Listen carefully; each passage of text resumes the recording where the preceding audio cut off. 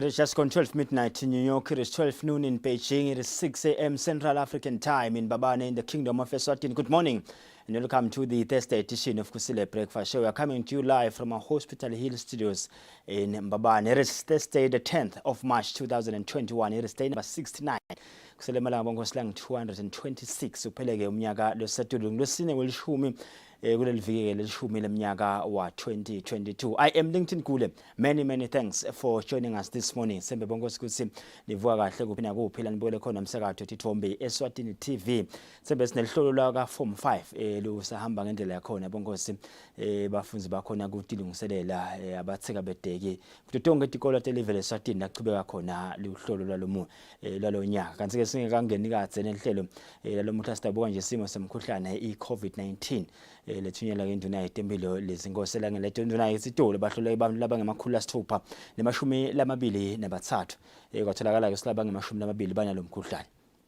Lokwenda ukuthi kusukela ngaMarch 2020 sesinemaswati la tinkulungwane letingamashumi lasithupha nemfica nemakhulu amathathu nemashumi lasihlanu namunye laba ke abanjwa nje kulomkhuhlane. Kanti ke ama active cases even sinebantu labalikhulu nelishumi nane sibe nema new recoveries ke itolo lasihlanu lokwenda ukuthi emaswati lasalule manje COVID-19 athi inkulungwane tingamashumi lasithupha nesikhombisa nemakhulu lasiphohlongo nemashumi lamane nesithupha bang 11 ke bantu lese basemtholampilo yelive labalashela iCovid-19 lokhomba ukuthi sebenyukile nje kuleli viki leli ngoba siqale sabana babili sasesima kulabathathu lokulomuhla sesigijima kubantu labangu 11 bang 1391 emaswati lasilimalele kusukela ke yaphethuka iCovid-19 kuleli live laseSwatini.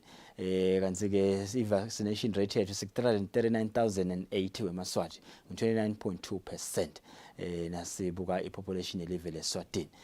Kanti ke idolobha leHong Kong soloke nakhona izaba iCovid-19 inake ngalabofu njengoba kuthiwa ngilona idolobha lelihamba phambili nakubuka abantu sebashile emhlabeni. Kanti ke kusukela nje lo mkhuhlane lona wabheduka bantu balengasela la kubo 6 million ma cases lesikenawo kulomnyaka. Umnyaka wesithathu lona lesesikuwo kusukela kulamanye amave yabheduka iCovid-19 lapha edolobheni leWuhan eveni lase China. Kanti ke bongosi litendeka konje emhlabeni wonke jikelele yebo ngito lethi gijimako kakhulu lethi lapha eveni lase-Ukraine kuthiwa ke itolo loku emain nje itolo lidolobha leMariupol lihlaselekile hlaselwa ke ngamasotsha aseRussia abhidlita esibhedlela sebantwana neliwadi lekubelekisa kulesibhedlela lesikhona edolobheni leMariupol. Kanti ke President Zelensky walolive le-Ukraine ukhipheke umbiko lokusenene lokuke bufakazi bekuthi kuqhubeka igenocide lapha eveni lase-Ukraine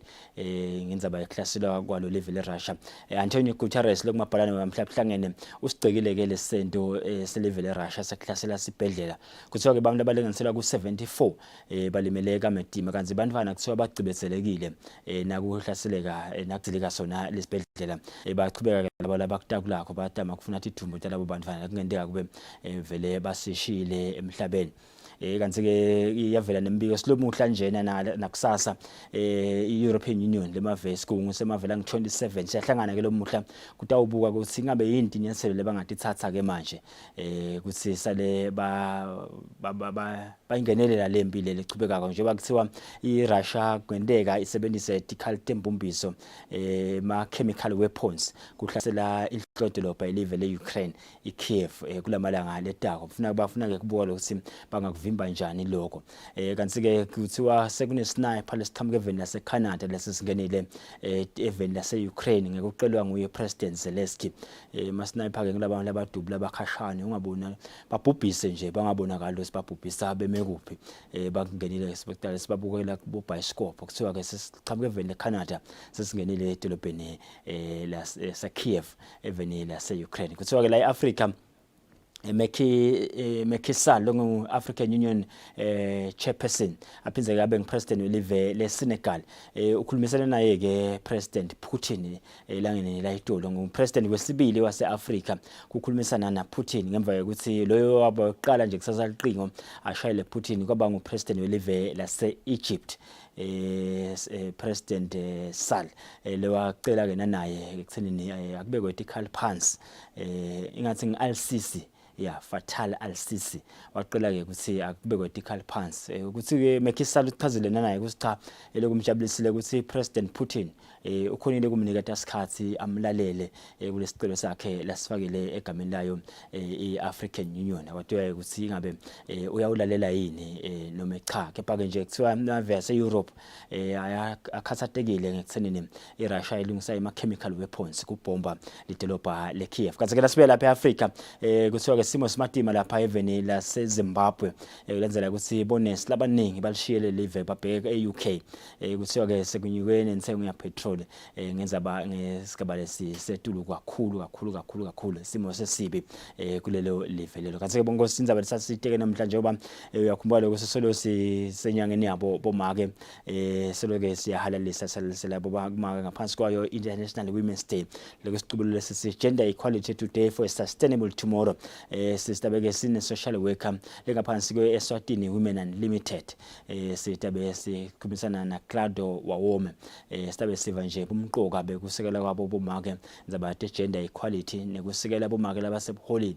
nekusichubeke live leSwatini libe nabomake dinyuke inombolo tabomake laba basedigabeni tebuholi siyabuka ke njengoba namhla it's World Kidney Day ngale kwa 7 ngiyabe ngikuqasatela nje ngobumqoka bala uma kidney nekusinakalima ubona njani kusekalimele nekuthi ke sidakala njani kusimo sinjani kule live leSwatini siyabonga nje kulabo betempilo labasinikitile lelo lwatilelo bongosi ngo7 minutes after 6 batula ke manje nasibuya sasanza batecala talo mhlekse you are watching the Thursday edition of Kusile Breakfast Show suku labo make bensapha bomake bemthandazo sabavusela nje bomake labathi lomsala wethu insuku namhlekse sibathe market bongosi sasanza batecala talo mhlekse.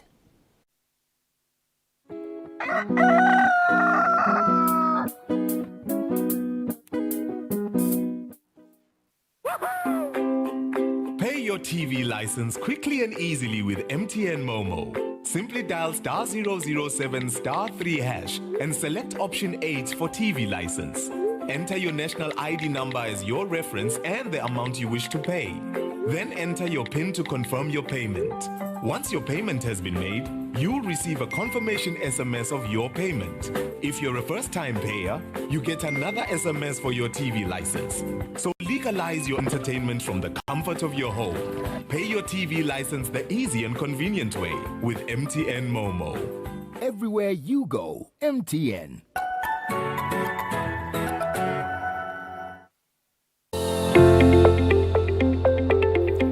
Hello everyone. Thank you for tuning in on Eswatini TV on another fantastic and insightful episode of Dream It, Achieve It, brought to you by myself, your new host, Nomalungelo Tilu Jele.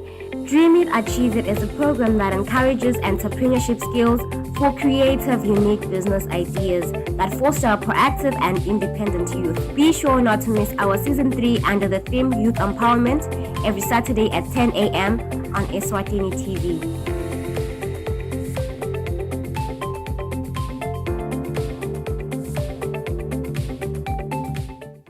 Intuthuko lekhonsile yintuthuko lesuka phansi emimangweni usosive lesinesidingeko sayo ingene emiphakathini uboba betikhulu ikhulunyiswe ibusiswe enkundleni nasesifundzeni ite iyofika kuhulumende lowabatimali tekusukumisa leyo misebenzi yentuthuko nenhlalakahle bukela luhlelo sive siyathuthuka kubona imisebenzi lesukunyiswe ngaphansi kweluphiko lwahulumende lekwakha takhiwo letisekelwe ngetimali tahulumende i-micro projects kanye na-Regional Development Fund. Lolu hlelo lutawungena njalo ngalesine nga-8:30 p.m. kusihlwa nangalesihlanu ekuseni nga-9:30 a.m. Sive siyathuthuka. Intuthuko yetinkundla yintuthuko yemaswali.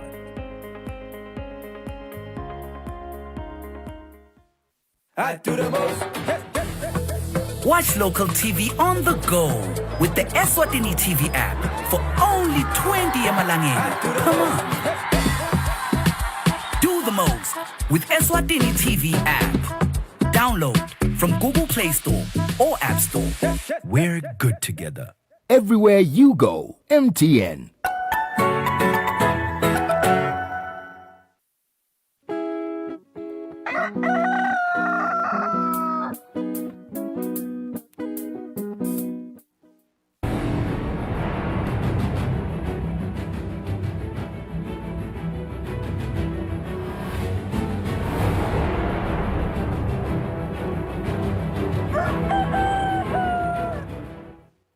Ukule ngu 10 minutes after 6 anguvusele ngomekele ndzabeni ekuqala hata lo mhla ekseni ehlelweni Kusile breakfast show libito lami ngiLinkedIn Kule.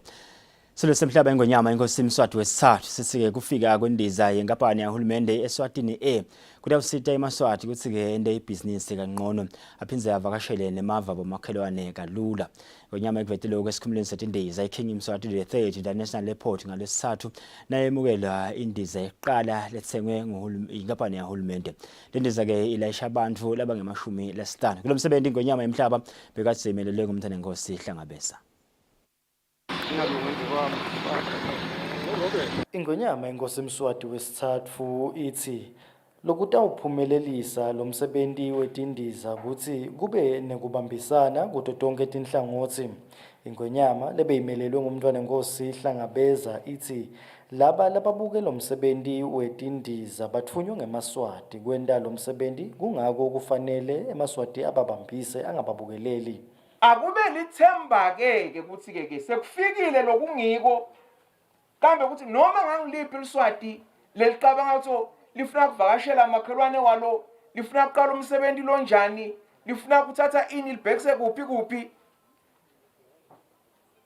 na ibhasi seyikhona la ngesheke umuntu ugibela ibhasi wewela skebe uyafika la ufika khona ngoba lokho lamathuba lebakhuluma ngawo ukuthi lethu itasivetele mathuba onke ingani nangabe thina eMaswati sawuhlangana ngeliqiniso sekhuthane la kufanele sekhuthane khona sibongane la kufanele sibongane khona uqhubeke lo msebenzi uhlonishwe sibambisane nabo bona laba lebakhathi kambe sibasichubela lo msebenzi singafiki nje esigabeni so laba lebaqhubhe lo msebenzi seba ubulele ngumsebenzi welive lo awusiwo wekudlala yinto yelive le ningabuki ukuthi kumbe mhlampeni selitolishile ukudlala nje nanikhani kwakudlala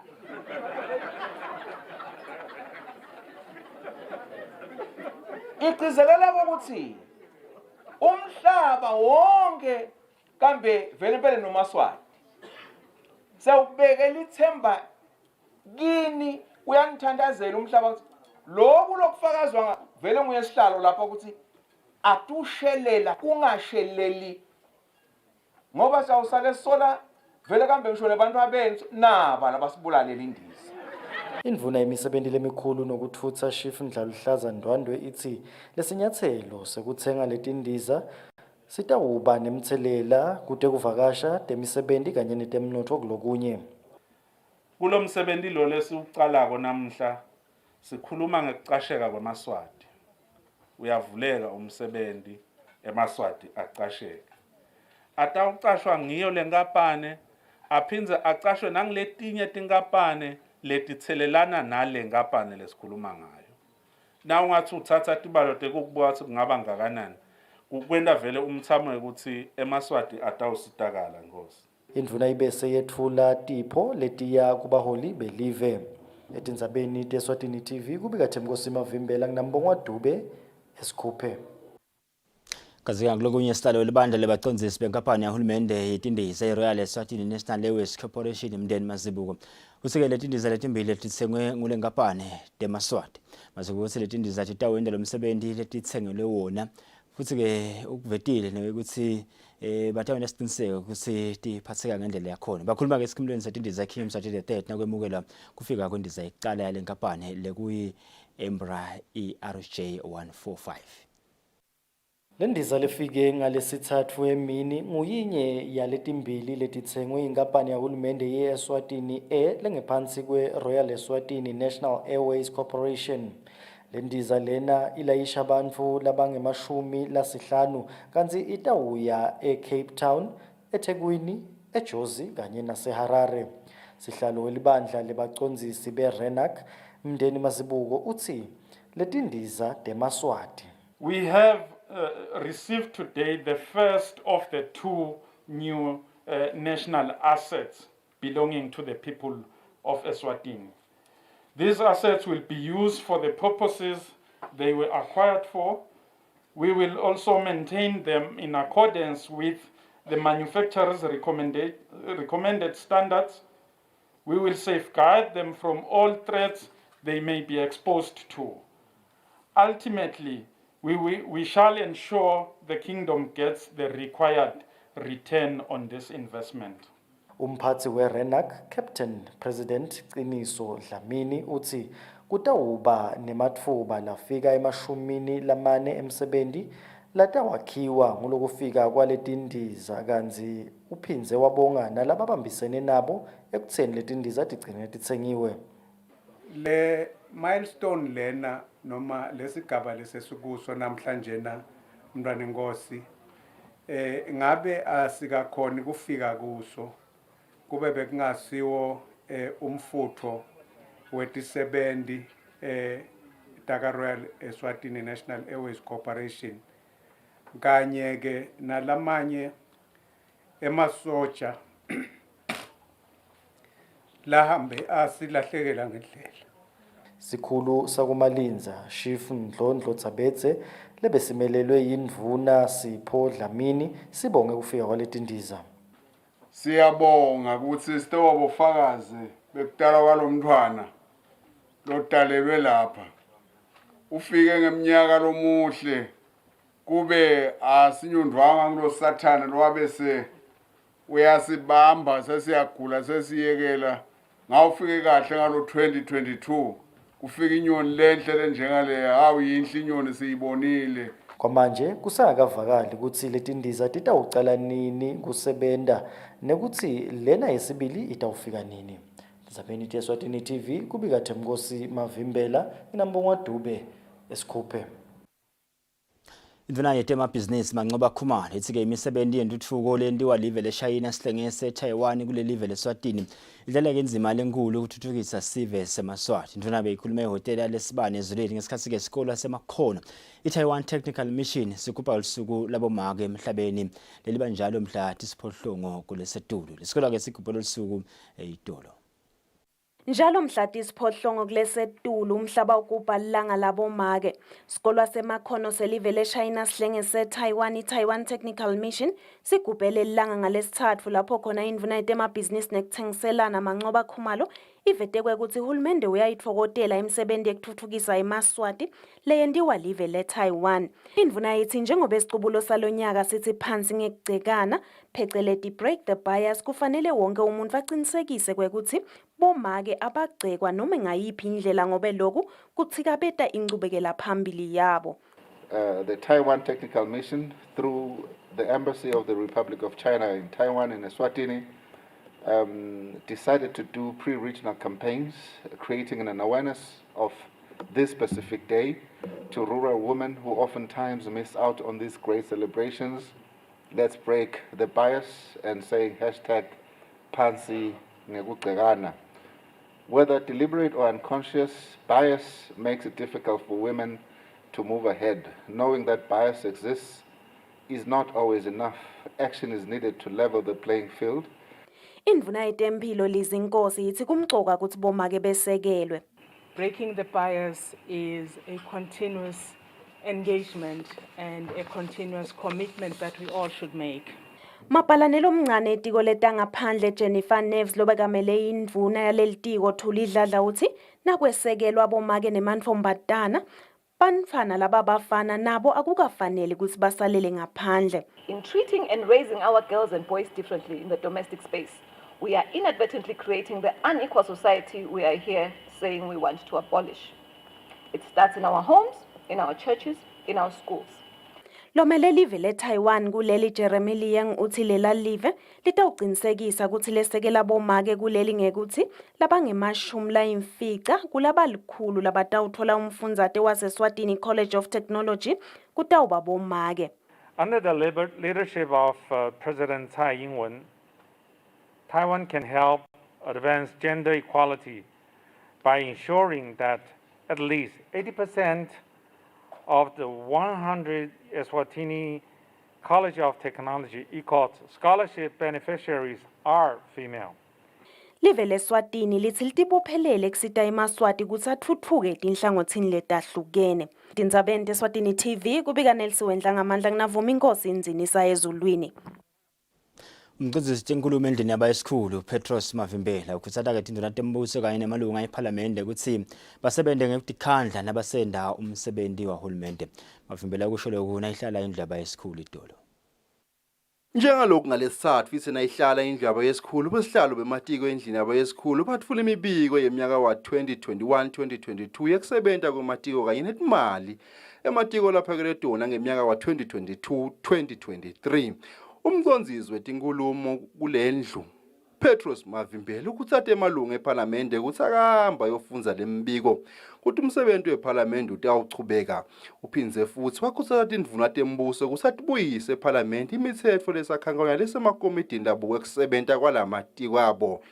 Mavimbela ukuthi kulomnyaka lesetulu akube ngumnyaka lapho khona indlu yabayisikhulu itawusebenta kakhulu kunayo yonke iminyaka. Mancane lo msebenzi asiwendeni bahlonishwa.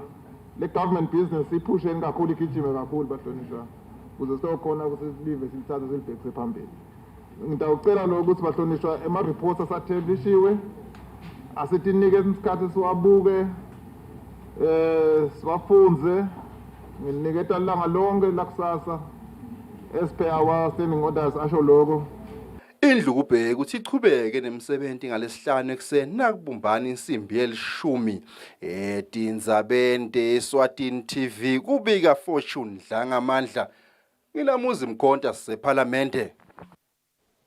Likomiti libukeka kusebenta kwelehhovisi leliphini nankulu endlini yabayisikhulu selincome ukuthi bamla abadzala bathole imbasha yabo njalo ngenyanga baphindze futhi bahole ngelanga lelatiwako. Lokhu kuqukethwe embikweni walelikomiti lothulwe ephalamende ngusihlalo walo lelikomiti lolunga lephalamende lenkundla yakumethula umhlonishwa Derek Masuku. Umbiko lowetfule ngusihlalo lobuke kusebenta kwelihhovisi leliphini nankulu endlini yabayisikhulu Derek Masuku lophindze abelunga lephalamende lenkundla yakumethula uncoma ukuthi bantu labadzala abatfola imbasha yabo njalo ngenyanga futhi sale kwatiwa nje ukuthi bayitfola ngaluphi lusuku. Lesincomo sithi ihhovisi leliphini nankulu alikwente lokho angakapheli emalanga lengama-30 emuva kwekuphasa kwalombiko ephalamende.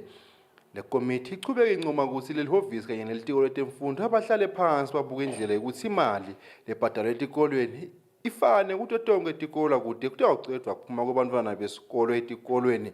Lokhu kumele kwenteke ngemva kwemalanga langama-30 uma lo mbiko sowumukelwe yiphalamende. Indzabeni yamasingcwabisane ebantu labadzala likomiti lithi akucace ukuthi kahle kahle lo masingcwabisane ucukutheni kani akacale kusebenta natilunye enyangeni letako kuwumnyaka losetulu. Tindzabeni teSwatini TV kubika Fortune Ndlangamandla nginamuzi mkhonta sisephalamende. Liphini nankulu umhlonishwa Themba Masuku liyala-ke sive ukuthi siwuyekele umkhuba wekuhlukubetana ngetebulili logcina-ke kuholela ekuthenini kulahleke imphefumulo lokubonakala-ke kukhula kakhulu kulamalanga. Liphini nankulu bekaselimelele ngumabhalane omkhulu emakhosini emndawo belikhuluma-ke emahhovisini alo embabane ngesikhathi lisukumisa ngokomthetho ilanga legubha-ke lisuku labomake emhlabeni lapho lichaze khona kwekuthi kulahleka kwemphefumulo ngalendlela kuyamkhatsata kakhulu uhulumende. Njalo mhla tisiphohlongo kulesetulu umhlaba ugubha lilanga labomake. Liphini nankulu Themba Masuku lisukumisele lilanga emahhovisini alo embabane ngalesithathu lapho belimelelwe khona ngumabhalane lomkhulu makhosini imndawe. Liphini nankulu lecwayisa sive kwekuthi sikiyekele kuhlukubetana ngetebulili lokubonakala kukhula kuleli lokugcina kuholela ekutheni kulahleke imphefumulo. We condemn the increasing violence against women and girls in our country. These primitive and barbaric actions against women and scaring of children who unfortunately witness this violence act against their mothers and sisters is strongly denounced by His Majesty's government. I appeal to every member of our society to stand up against this scourge of violence, which is on the increase against our women. There can be no justifiable reason from any sane person to carry out such cruelty on another human being. Sibalikhulu wenhlangano yemava labamhlophe European Union de Silva Shumilova uthi bomake nemantombazana kufanele besekelwe. Women and girls therefore need to be empowered, educated, skilled, and economically independent in order to be free. Rachel Masuku lomelelo yolobuke emahhovisi enhlangano yetelibalo kaMhlaba i-UNFPA uthi lenhlangano itimisele kwesekela bomake nemantombazana lapha eveni. Ladies and gentlemen, UNFPA remains committed to ending gender-based violence and all other harmful practices. Tom Churchyard wenhlangano lebuke emalungelo abomake uthi yinkulu inzima ledlalwa abomake kutentfutfuko etinhlangothini letahlukene ngakho kufanele besekelwe ngaso sonke isikhathi. This week's media will have drawn attention once again to how gender equality, the equitable allocation of resources and opportunities and protections between men and women, is both a prerequisite for increased sustainability and the best indicator of success we have. Hulumende uthi utawuchubeka aqinisekise inhlalakahle yabomake nemantombazana kanye naso sonke isive. Etindzabeni Eswatini TV kubika Nelsiwe Ndlangamandla kunavuma inkosi inzinisa embabane. Mapanelo omkhulu etiko letemfundvo Bekuthemba Gama sewuhloleke etikolo letimbili letitsandza kwakhiwa esifundeni saseLibonjeni kutsi setilungele yini kutsi tingacala tifake bafundzi kulomnyaka losedulu. Mapalanelo omkhulu etiko letemfundvo Bekuthemba Gama sewuvakashele esikolwa lesincane saseLuhwaweni kanye nesikolwa lesikhulu eMhlumeni High School ngaphansi kwenkhundla yaseligongolweni. Leti-ke tikolwa letisandza kwakhiwa leli bandla letemfundvo lite kutawubuka ukuthi ngabe setilungele kanganani ukuthi tingafaka abafundzi bacale kufundzela khona. Ilungele lokho. So thina sesibuka lokuthi tilungele kanganani. Siyasibuka isikole kuya ngokuthi siyi-primary noma siyi-secondary. Kunetimvo lesikhathi lesithi bekhona esikoleni leti-basic angibekise indlu yabothishela inhlanganisese then nalamaklasi. Sicala lapho nako lokulo sikufuna kube khona ekuqaleni then lokunye nawubuka at face value nje akutho lokungamisa lesikole sisivule nawubuka indlu yabothishela iphelile ngiyaqala konke lenzalo ngihambele khona ukhanza indlu yabothishela iphelile so vele kubanika i-advantage ngokubeka kanjalo. Lilunga lePhalamende lenkhundla yaseligongolweni intethelelo Magongo lithi bafundzi badvonsa kamedima kuti bafike etikolweni letfutane nabo letengcako kumakhilomitha lasiphohlongo. To cross imigwaco lokumo dangerous lokungabanga netingoti. As for the lesson nje nabantwana labancane bekhashana kakhulu ngakhuluma kakhulu ngenakala sasemhlumeni ihleti kakhulu kude i-high school kufica ukuthi bantwana the nearest high school ngi-22 kilometers vele kufuneke bahambe ngekhumbi mabaya esikolweni or bawuhlala le baqashe bese ke especially laba besifazane bese bavana nobona ukuthi sebahlethi sebane freedom and kukhanzisa kuyindzawo lengasikahle nasemnothweni nalokugibelisa abantwana nje kuyinkinga. As a result ufica ukuthi abantwana bakhona abasasiqedzi ngisho nale high school ngoba after i-primary bese kubuka le distance nokuhlala away from your parents bese kuvela into letiningi nokuthi ube vulnerable utendele into lifunako bese ke kuvela letinye izinto abantwana sebayamitha. Umgomo wakamhlabalo khonsako lekuligoli lesine lithi wonke umuntu kufanele athole imfundvo lefanele. Umbiko uhlanganise Ngithembelihle Magutshwa Tithombe Ngithemba Shabangu eLuhwaweni.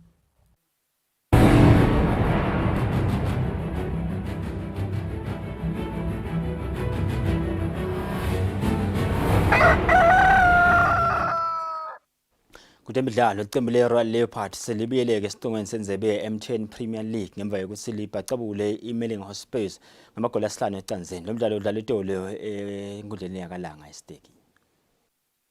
Liqembu le-Royal Leopard lithola ituru nelicembu le-Emerling Hospitals emidlalweni wokuqala walamaqembu lamabili esigabeni sesibili senzebe ye-M10 Premier League enkundleni yakalanga esiteki.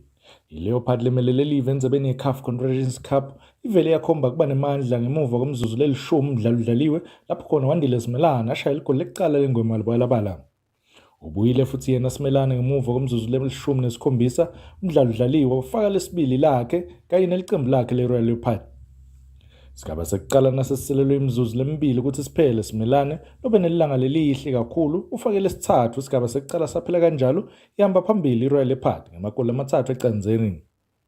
Esigabeni sesibili ibuyile iRoyal Leopard yachubeka lapho igcine khona ngemva kokuthi angene ebongane Nzimanzi wathola lesine leRoyal Leopard. Asekusele umzuzu ukuthi umdlalo uphele ubuyile futhi Nzimanzi wafaka lesihlanu leRoyal Leopard waphela kanjalo umdlalo yahamba phambili iRoyal Leopard ngamagoli asihlanu ecanzeni.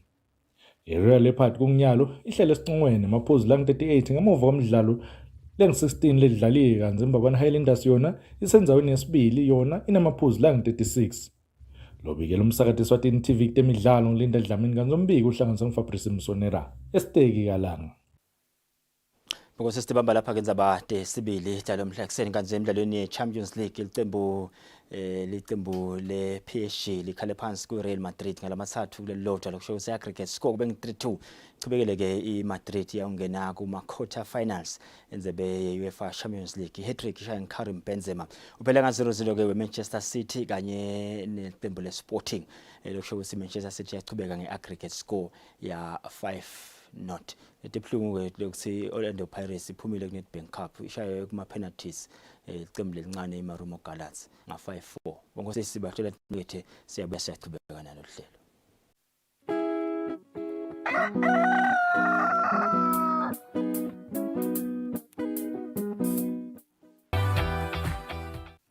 Awile.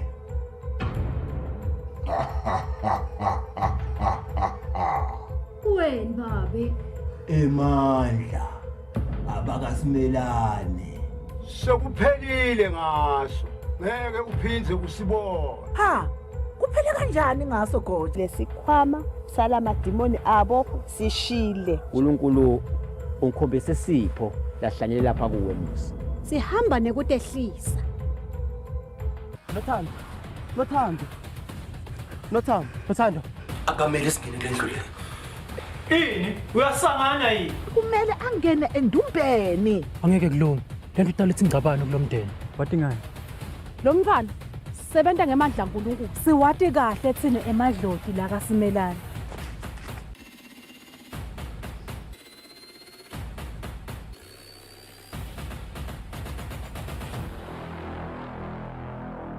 Simama on Mondays at 8:30 p.m. on Eswatini TV. Sibuko Semaswati.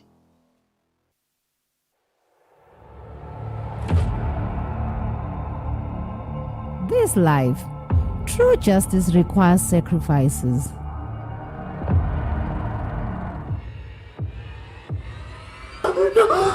End of story, end of corruption. One of them asked me that what kind of job are they going to do overseas?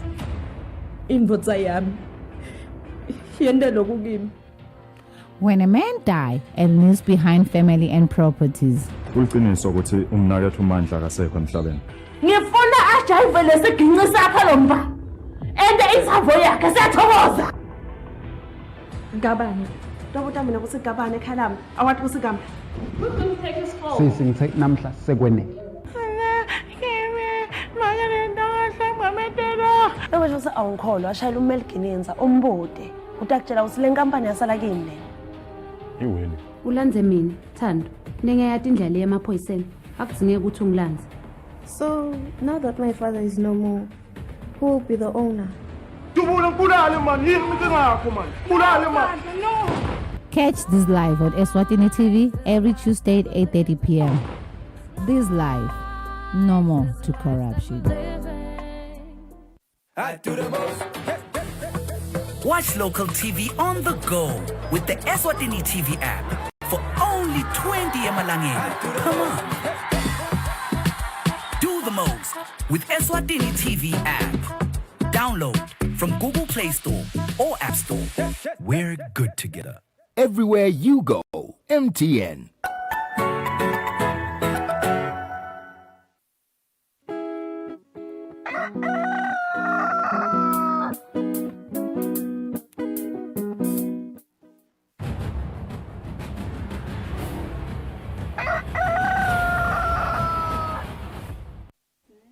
Okusisiyaqhubana lo hlelo namhla kusena usanza kulela umsakazo wakho ubukela umsakazo wethithombe Eswatini TV sehlelweni Kusile breakfast show itolo the deputy prime minister wasayine principal secretary in the DPM's office babemdayo kuthenini ke akakuvule kube semthethweni ukuthi abe khona lawo ma celebrations International Women's Day that is always celebrated annually on the 8th of March 2000 annually yes namhla bese celebrate ke ngolwesithathu nangapho lesibili nangaphosisi bonke siyaqhubeka ke nalo lehlelo njengoba nasicalele sayitekala bakhona bo women and law bakhona labachama khona ka DPM sina Claudia Wahome manje uchamuka ku Eswatini Women Unlimited social worker. She's originally from Kenya. She arrived in the kingdom in 2001. Claudia, how are you this morning? I'm good, thank you. How are you? I'm okay. I think it's suffice to say Happy Women's Day to you too. Thank you so much. Happy Women's Day to you too. Goal number 5, where United Nations Sustainable Development Goals. Kutsata yonenza ba gender equality and ku empowerisha bomake nema ntombazana. Esiqhubelo kwesalo nyaka sithi gender equality today for a sustainable future. Gender equality everywhere you go. How important is gender equality in our world? Yes, gender equality is very important. Yeah. We cannot move forward if we're not on an equal level, right? Because then we'll have a fluctuation. Some will be high and some will not be equal. But if we all move together, then we'll be able to have a sustainable tomorrow. So this theme of the International Women's Day, Gender Equality for a Sustainable Tomorrow, it looks at bringing everyone on an equal level. Right, so recognizing the roles that men have to play and the roles that women play, and collaboration of these roles to build a better tomorrow. Yeah. And really, if you with Women Unlimited, what we're looking at it, what we also see the UN really prioritized on is how women have such an important role to play. They're the ones who lead the future, right? So if we're looking at a sustainable tomorrow, it starts at the home, right? So if in the house the women teach that we should do things sustainably and have actions that go towards sustainability, then the children will then carry that on and move on from generation to generation. Yeah. I read a statement that was issued by the UN Secretary General, Antonio Guterres. He's saying, I quote, there's been progress over the last decades. More girls are going to school, fewer girls are forced into early marriage, more women are serving in parliament and positions of leadership, and laws are being reformed to advance gender equality. Despite these gains, many challenges still remain. Can you ever get to a world? I always ask my guests this question whenever we talk about women issues. Can we ever get to a world where we will say we have achieved gender equality, in your own opinion? In my opinion, my honest opinion, I believe that we can get to that point. Okay. It's all about taking steps, right? So we can't get there immediately. We can't just all of a sudden. We're in inequality, you know. Yeah. But it's a step, right? So what we're looking at is women should take that first step. You know, in there was a talk hosted this week by Kango and the Women's Farmer Foundation, and they were looking at taking that first step. Yeah. So what is that first step? That first step is volunteering, right? So it's women raising up their hands saying, yes, I will lead this thing in a small scale, right? And it continues and goes on and on. So yes, it is very possible. And it all takes with education also, right? So we're educating the people, educating both the men and the women. So it means that the men should not feel, what's the word? In danger, right? Exactly. Okay. Yeah, they shouldn't feel in danger. But they should work together, so work hand in hand. So it's collaboration. Gender equality is not saying, we're not saying women should be on a higher level. But we're also not saying they should be on a lower level. We're saying it should be on equal, right? On the same level, and that's how we can really work together for a better tomorrow. Looking at taking the issue closer home in this country, do you think we've done enough to empower women? Can I quote something I saw on Swazi TV last night? It was there was that event in the DPM's office, and they said barbaric. They spoke of very barbaric behavior. The gender-based violence that you see. The gender-based violence, very barbaric behavior towards women. So Swaziland, Eswatini, we need to really work intensively in this country. There's a lot of change that needs to take place, a lot of education. And this education is not just to the women, but to the men also. And we need to make sure that the women should also know that we're not saying that they should be disrespectful or anything, because it's with the roles very, very distinct roles. So we're just saying, know your roles, and you should each appreciate the role that you have to play. So that if we can do that, we're not taking anything away from anyone, but we're just saying, appreciate me and I appreciate you. So then we get to a level of equality that way. We do have women leaders in this country. Some are ministers, some are CEOs, MDs, whatever you call it. Now, as society, how can we support those women? That's a very good question. I think the way that we can support those women is by allowing them, right? Allowing them to take those roles. Making the space a bit wider for them to explore and to take leadership positions. For example, this country, it's very limited in terms of the women reaching to a certain level. There's like a stop, but now we're seeing that there's an increase. We now see so many women in power, right? There's ministers, great ministers in power, members of parliament.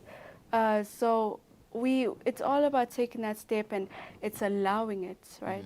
So we need to be willing to allow these women to rise up and take that position, knowing that they do have the potential, that it's in them, that they can lead. And if you really look at it, women are the primary caregivers, right? True. So leadership it's in them. So they can really just take that position to a greater level, right? That's why we also spoke of the volunteering. So if they start small and volunteer maybe in their religious congregations or community establishments, things such as that, and it will continue and rise to higher levels of leadership. There are girls, from 5 girls in this country, that are writing their exams. Some want to be CEOs, some are looking forward to be engineers. What can you say to those girls so that they can be empowered and say, yes, we can? Thank you for that question. So this year's theme for the International Women's Day, it's a really amazing theme. It's breaking the bias, right? And this was really taken from, it's very relevant. It was taken from the Black Panther movie. I'm sure you've heard of it. I'm not a movie person, but I have a friend of mine. His name is Claudia. He watches those movies. Yes. So it was taken from the Black Panther, the symbol of the breaking the barrier, breaking the bias theme was taken from the Black Panther movie, and it basically is saying, break the stereotypes, right? Break free from the stereotypes, break free from the discrimination, from the bias, from being placed of for lower position in reality and in expectation. So it's saying women break free. So when it puts that sign, that Wakanda sign, it's saying no, no longer will I be stereotyped against, will I be favored against. I am now free. So it's saying stop, stop, stop, stop. Stop this discrimination, this abuse, this oppression.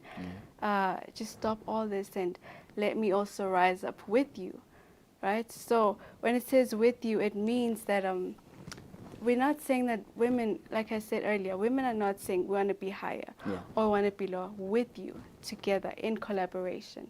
Okay. Yeah, so they can also take those positions. We are a small country, small population, but when you look at the gender-based violence that is taking place in this country, it's very alarming. I think the Eswatini Times, if it's not yesterday, the day before, reported a story where a polygamist allegedly killed his junior wife. Yes. That is why the secretaries in the Deputy Prime Minister's office was calling that behavior barbaric. Yes. What do you think we need to do as a kingdom to fight against gender-based violence? That's a real challenge that this country is facing, and to be honest, we really it's very shocking, right? And it's going against what is happening in the world. You know, in the world we're seeing women going up, but it's in this country, yes, women are going up, but they're also being brought down. So what we can do is education, awareness. Exactly.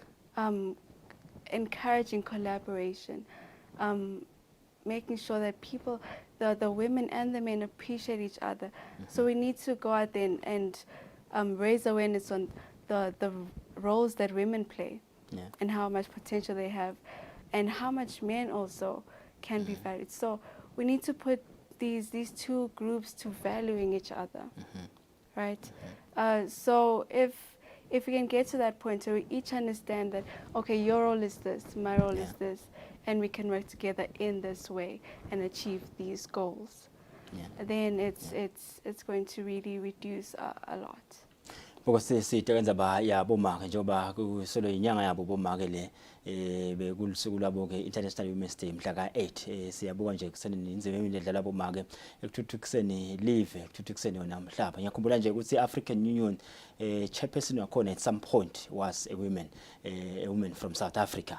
Siyabuka ke na president, the Tanzanian president ngumake lo, the vice president welive leMelika Kamala Harris nanaye ngumake, the president of the European Union ngumake, the then chancellor was a German, Chancellor Angela Merkel, who has been celebrated the world over, nanaye ngumake, the prime minister we live in New Zealand nangaphosisi is also a woman. Sibuka ke inzima ledlala bomake bongosi emhlabeni nje ukuthuthukisa live. Eswatini ke bakhona Senate President is a woman, Minister for Foreign Affairs sinamake, Minister for Health sinamake, Education nakhona sinamake. Nasemajajini, when you look at our bench, the Supreme Court, you find women there. Uyabuka sinabo boshasha Kusile ngababana ngithini. I'm just trying to say we as a kingdom are doing well. Yes, definitely. When you look at Africa as a whole, in terms of empowering women, I think I was reading something from the UN Women. Africa is up there with the best in terms of empowering women to leadership positions. Yes. But there's that black spot in parliament where a majority of African countries are lacking, even in our country. What is it that we think we can do to get more women into parliament? It's letting them know that they can. That they can do it. Because honestly, when you say break the bias, we're also saying break the barriers, right?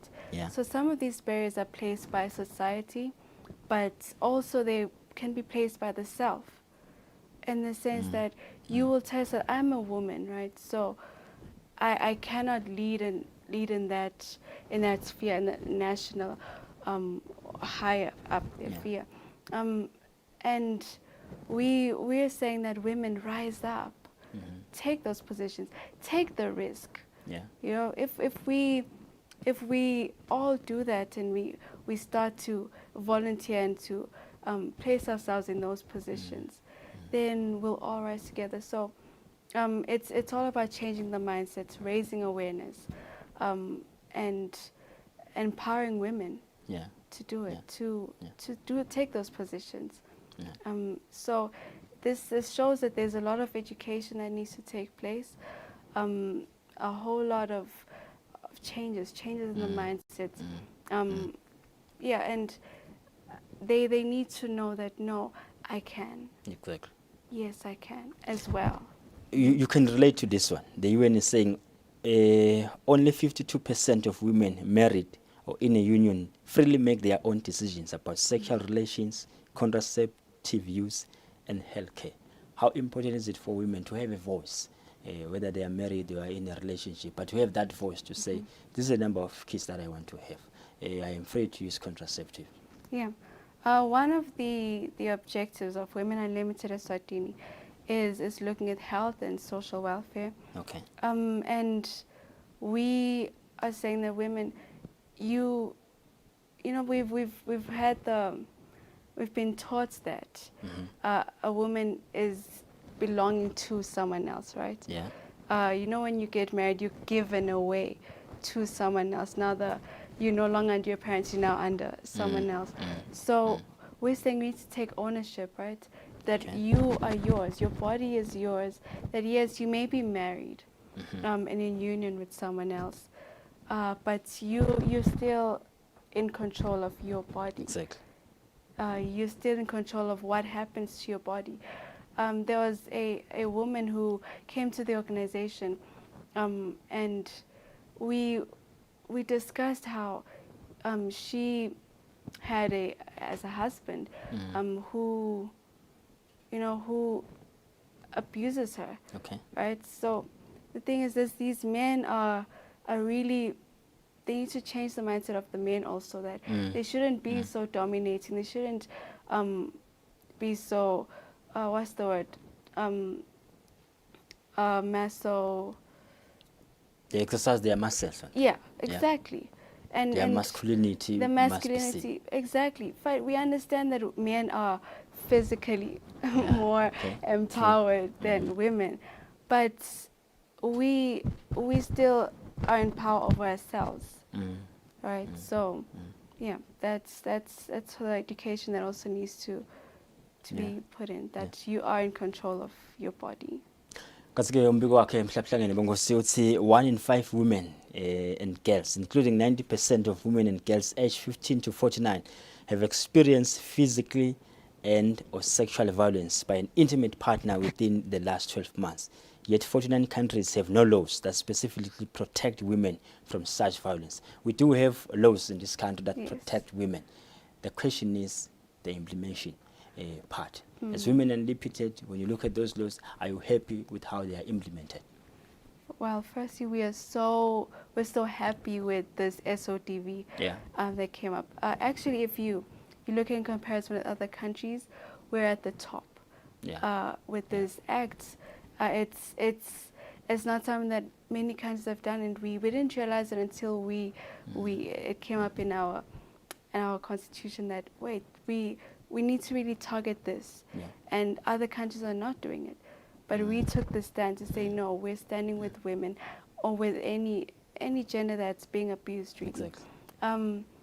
So implementation of this, it needs more to be more work partners, and we need to go beyond just the police, right? Exactly. And that's why we have organizations like Women Unlimited Eswatini, like SWACA. These institutions assist and work hand in hand with the police to deal with these cases. So we're going somewhere, right? We're at a rather good space, and we are still working on it. It's very new. It's very new. True. So we are still going to implement more and increase, that surface area of implementation. In closing, Claudia, there's a woman out there who's listening to you this morning. She's in a very toxic relationship. She's being abused in one way or the other. I want you to speak to that that women today? What can you say to them? Woman. Can I look at you as the woman? Can you look at that camera? That one. Yeah. Yes. So, woman, you are not unworthy. You are so worthy, right? You're worthy of protection. You're worthy of love, of appreciation, of your rights. You deserve the rights that you have. You deserve not to be abused.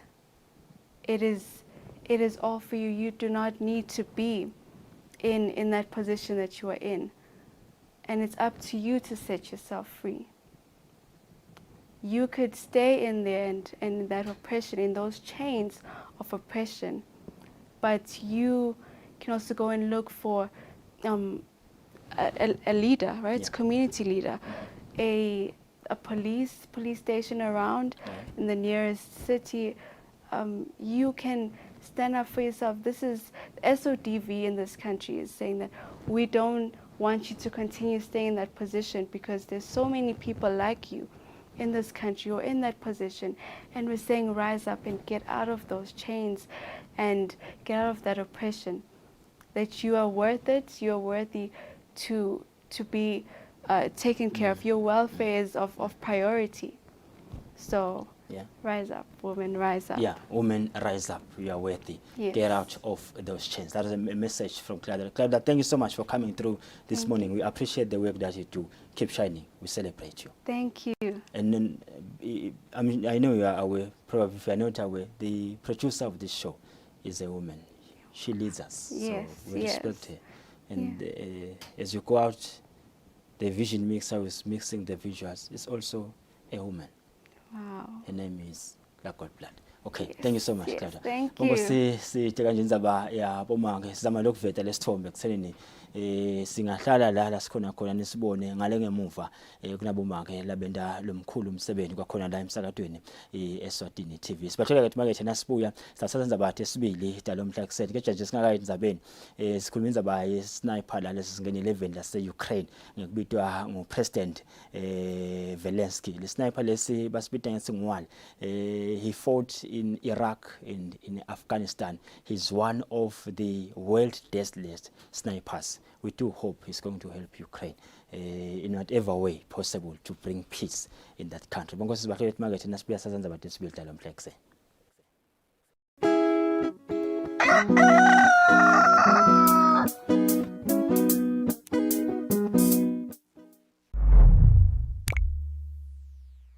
The recipients for Associate Degree in Information Technology are Masibuko Simpiwe Kenneth, Sugandi Nolwazi Temasine. Batali banolwazi bahamba babuya. Kwathi lapho kufika isikhathi semsangeni esikolweni, akazange bekhona longambhadalela kude nayafunze. Solathi inhloni nolwazi usebenza ebusuku nemini, kude abantu abakubo balale badlile. Kepha kungilomuhla nolwazi naye uyaphothula ngoba wena mtheli wende lokufanele. Thank you for your tax compliance. Your tax is at work.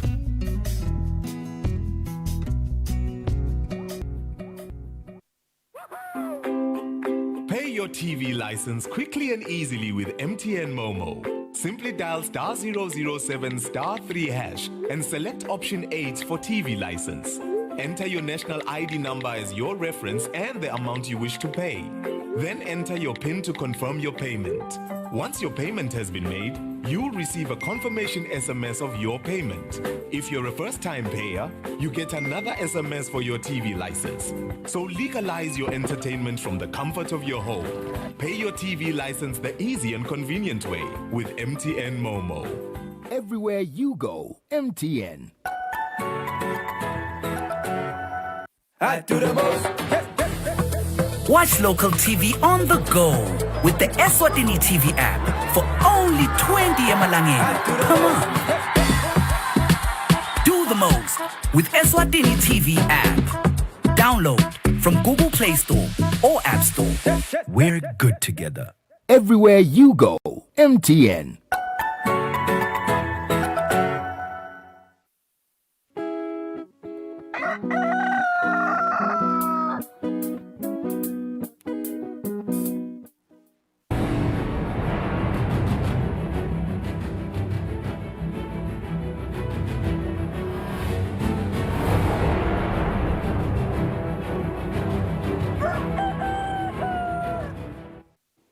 Silo semhlaba ingonyama inkosi Mswati wesithathu sisike kufika kwendiza inkampani yahulumende Eswatini kulawo sita-ke eMaswati ukuthi ende ibhizinisi kangcono aphindze-ke avakashele nemave abomakhelwane kalula. Ngonyama ikuvetele esikhumulweni setindiza iKing Mswati the 3rd International Airport itolo nayimukela-ke indiza icala lethengwe ngule nkampani yahulumende. Le ndiza-ke ilayisha abantu labangamashumi 5 kulo msebenzi ingonyama beyimelelwe ngumthanenkosi Hlangabeza. Ngiyo-ke indzaba iqala bunkosi lesikela ngayo etindzabeni tesibili talo mhla ekuseni ehlelweni Kusile Breakfast Show. Ingonyama inkosi Mswati wesithathu ithi lokutawuphumelelisa lo msebenzi wetindiza ukuthi kube nekubambisana kuto tonke tinhlangothi. Ingonyama lebeyimelelwe ngumntwanenkosi Hlangabeza ithi laba lababuke lo msebenzi wetindiza bathunywa ngeMaswati kwenta lo msebenzi kungako kufanele eMaswati ababambise angababukeleli. Akube lithemba ke ukuthi ke sekufikile lokungiko kambe ukuthi noma ngangiliphi iSwati lelicabanga ukuthi lifuna kuvakashela amakhelwane walo, lifuna kuqala umsebenzi lonjani, lifuna kuthatha ini libhekise kuphi nayi ibhasi seyikhona la ngesheke. Umuntu ugibela ibhasi wowela skebe uyawufika la ufika khona ngoba lokho lamathuba lebakhuluma ngawo kokuthi lethu itasivetele mathuba onke. Ingani nangabe thina eMaswati sawuhlangana ngeliqiniso sekhuthane la kufanele sekhuthane khona, sibongane la kufanele sibongane khona, uqhubeke lo msebenzi uhlonishwe, sibambisane nabo bona laba lebakhathi kambe sibasichubela lo msebenzi. Singafiki nje esigabeni so laba lebaqhubhe lo msebenzi sebawubulele. Ngumsebenzi welive lo. Awusiwo wekudlala.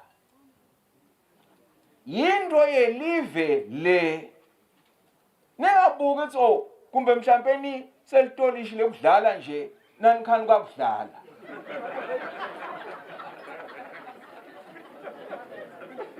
Igcizelela ukuthi umhlaba wonke kambe vele impela noMaswati sewubekela ithemba kini uyangithandazela umhlaba ukuthi lokhu lokufakazwa vele nguyesihlalo lapha ukuthi atushelela kungasheleli ngoba sawusale sola vele kambe ngisho lebantu abentu naba labasibulalela indiza.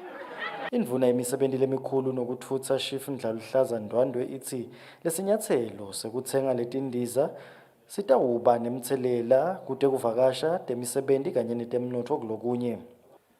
Kulo msebenzi lo lesiuqalako namhla sikhuluma ngekucasheka kweMaswati.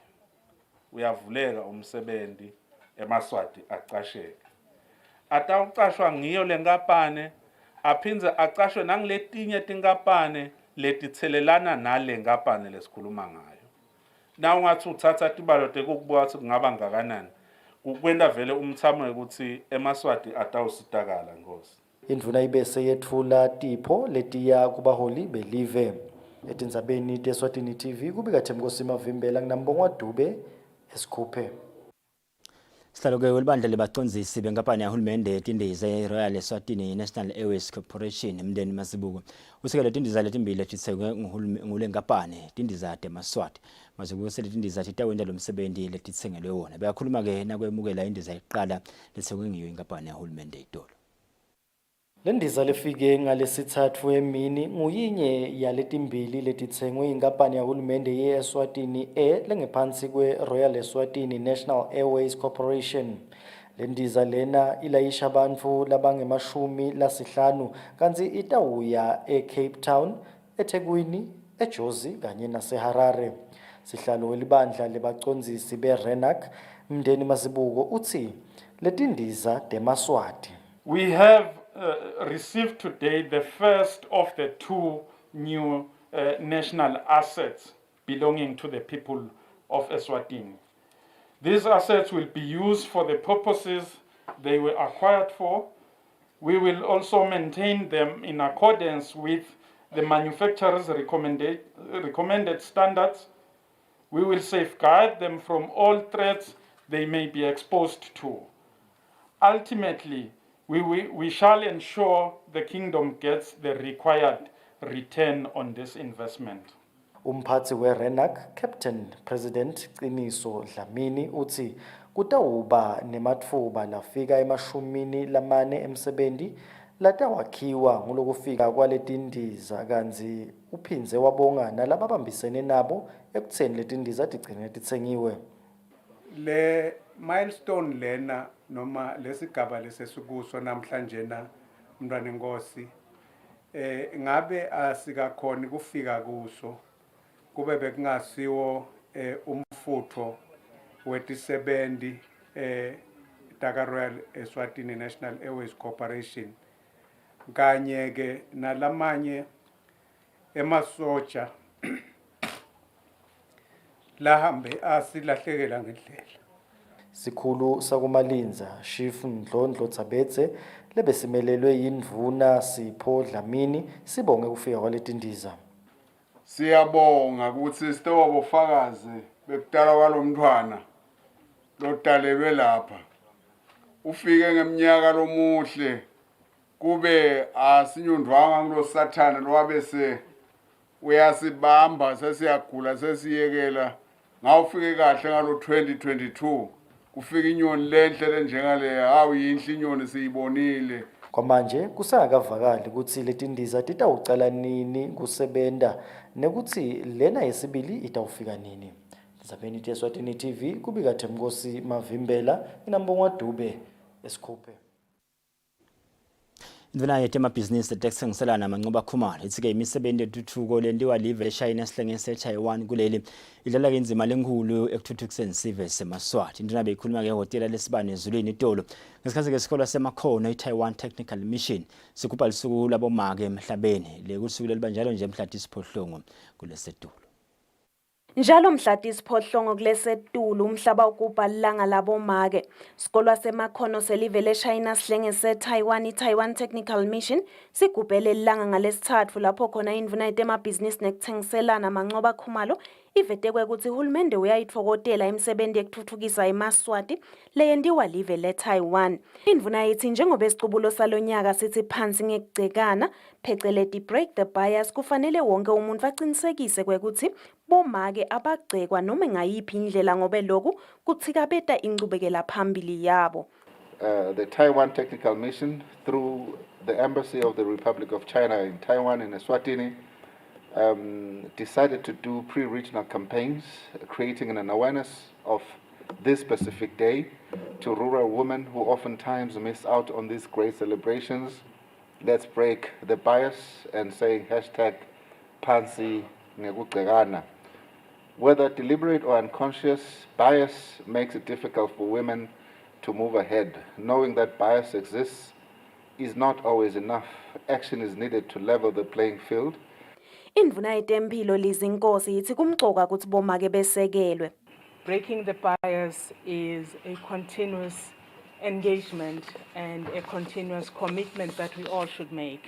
Mapalanelo omncane etiko letangaphandle Jennifer Neves lobekamele indvuna yalelitiko Thuli Dladla uthi nakwesekelwa bomake nemantfombatana bantfwana lababafana nabo akukafanele ukuthi basalele ngaphandle. In treating and raising our girls and boys differently in the domestic space, we are inadvertently creating the unequal society we are here saying we want to abolish. It starts in our homes, in our churches, in our schools. Lomele live leTaiwan kuleli Jeremy Liang uthi lela live litawuqinisekisa ukuthi lesekela bomake kuleli ngekuthi labangemashumi layimfica kulaba likhulu labatawuthola umfundzate wase-Eswatini College of Technology kutawuba bomake.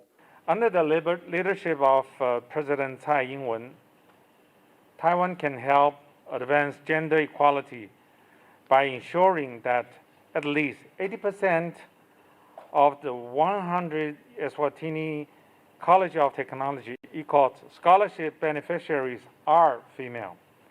Live leSwatini lithi litibophelele kusita eMaswati ukuthi athuthuke tinhlangothini letahlukene. Tindzabeni Eswatini TV kubika Nelson Wendla ngamandla kunavuma inkosi indzini isa ezulwini. Mqondisi wethu inkulumo endlini yabayisikhulu umhlonishwa Petrus Mavimbela ukuthatha-ke induna tembuso kanye nemalunga ephalamende ukuthi basebenze ukukhandla nabasenda umsebenzi wahulumende. Mavimbela kuvetele ngesikhathi-ke ihlala indlu yabayisikhulu idolo. Njengalokhu ngalesithathu isena ihlala indlu yabayisikhulu besihlalo bematiko endlini yabayisikhulu bathula imibiko yeminyaka wa 2021-2022 yekusebenta kwematiko kanye netimali ematiko laphakele dona ngeminyaka wa 2022-2023. Umcondzisi wetinkulumo kulendlu Petrus Mavimbela ukuthatha emalunga ephalamende ukuthi akahamba yofundza lembiko ukuthi umsebenzi wephalamende utawuchubeka. Uphindze futhi wakhuthaza tindvuna tembuso ukuthi atibuyise ephalamende imithetho lesakhankanywa lesemakomitini abo ekusebenta kwalamatiko abo. Mavimbela ukuthi kulomnyaka lesetulu akube ngumnyaka lapho khona indlu yabayisikhulu itawusebenta kakhulu kunayo yonke iminyaka. Mancane lo msebenzi asiwendeni bahlonishwa. Le government business iphusheni kakhulu igijime kakhulu bahlonishwa ukuze sizokhona ukuthi silive silithathe silibhekise phambili. Ngidawucela lo ukuthi bahlonishwa ema-reports asatheblishiwe asitinike isikhathi siwabuke siwafunze nginiketa langa lonke lakusasa as per our standing orders asho lokho. Indlu kubheka ukuthi ichubeke nemsebenzi ngalesihlanu ekuseni nakubumbana insimbi ye-10 eTindzabende Eswatini TV kubika Fortune Dlangamandla ngilamuzi mkhonta sephalamende. Likomiti-ke libuke kusebenta kwelihhovisi leliphinda lankhulu endlini yabayisikhulu selincome ukuthi bamle abadzala batfoleke imbasha yabo njalo ngenyanga baphindze futhi bahole ngelanga lelatiwako. Lokhu kucukethwe ngumbiko lowethuleke ngusihlalo walo lelikomiti ephalamende lekungumhlonishwa Derek Masuku lelunga lephalamende lenkundla yakumethula. Umbiko lowethulwe ngusihlalo lobuke kusebenta kwelihhovisi leliphinda ndvunankulu endlini yabayisikhulu Derek Masuku lophindze abelunga lephalamende lenkundla yakumethula. Uncoma ukuthi bantu labadzala abatfola imbasha yabo njalo ngenyanga futhi sale kwatiwa nje ukuthi bayitfola ngaluphi lusuku. Lesincomo sithi ihhovisi leliphinda ndvunankulu alikwente lokho angakapheli emalanga langema-30 emuva kwekuphaswa kwalombiko ephalamende. Le komiti ichubeka incoma ukuthi lelihhovisi kanye nelitiko letemfundo abahlale phansi babuka indlela yokuthi imali lebhadalwa etikolweni ifane kuto tonke etikolo kude kutawucedwa kuphuma kwabantwana besikolo etikolweni. Lokhu kumele kwenteke ngemva kwemalanga langema-30 uma lo mbiko sowumukelwe yiphalamende. Endzabeni yamasingcwabisane ebantu labadzala likomiti lithi akucace ukuthi kahle kahle lo masingcwabisane ucukutheni kani akacale kusebenta natilunye enyangeni letako kuwumnyaka losetulu. Tindzabende Eswatini TV kubika Fortune Dlangamandla nginamuzi mkhonta sephalamende. Liphinda ndvunankulu umhlonishwa Themba Masuku liyala-ke sive ukuthi sekuyekele umkhuba wekuhlukubetana ngetebulili logcina-ke kuholele ekuthenini kulahleke umphefumulo. Into lebonakala ikhula kakhulu kulamalanga eSwatini. Phinda ndvunankulu belimelelwe ngumabhalane omkhulu ehhovisi indalo Makhosini Mndawe ngesikhathi-ke kusukunyiswa ngokomthetho lilanga lekugubha lusuku labomake emhlabeni i-International Women's Day.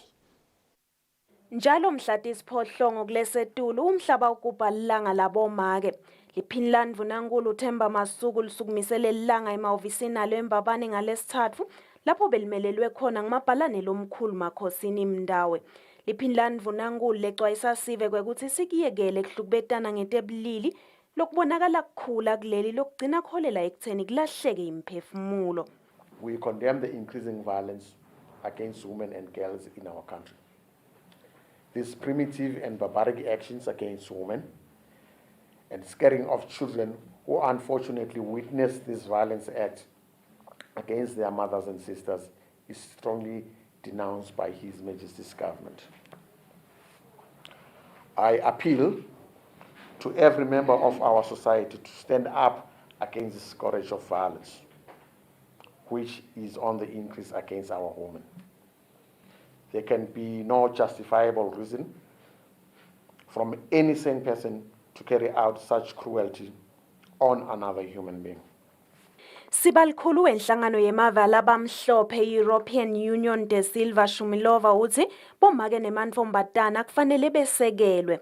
Women and girls therefore need to be empowered, educated, skilled, and economically independent. in order to be free.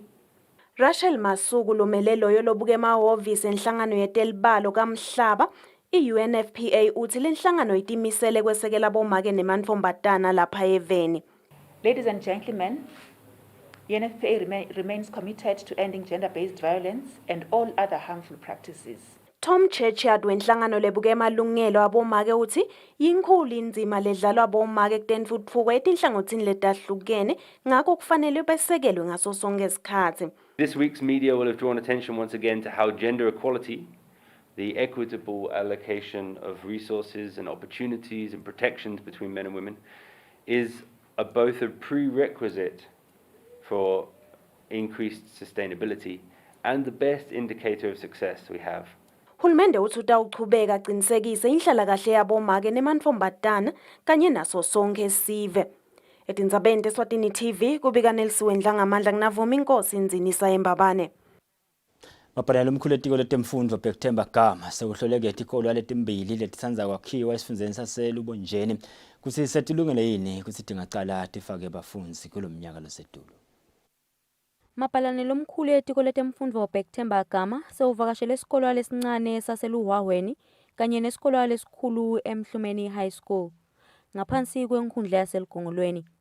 Leti-ke tikolo letisanza kwakhiwa leli bandla letemfundo litekto ubuka ukuthi ngabe setilungele kanganani ukuthi tingafaka abafundzi baqale kufundzela khona. Ilungele lokho. So sesibuka ke lokuthi tilungele kanganani. Siyasibuka isikole kuya ngokuthi si-primary noma si-secondary. Khona kunetimvo lesikathi lesithi bekhona isikole leti-basic angibekise indlu yabothishela inhlanganisese tenela ama-class. Sicala lapho nako lokulo sikufuna kube khona ekuqaleni then lokunye nawubuka at face value akuthi lokho ngamisa lesikole sisivulwe nawubuka indlu yabothishela iphelile ngiyaqala konke lenza la ngihambele khona ukhanza indlu yabothishela iphelile so vele kubanika i-advantage ngokubeka kanjalo.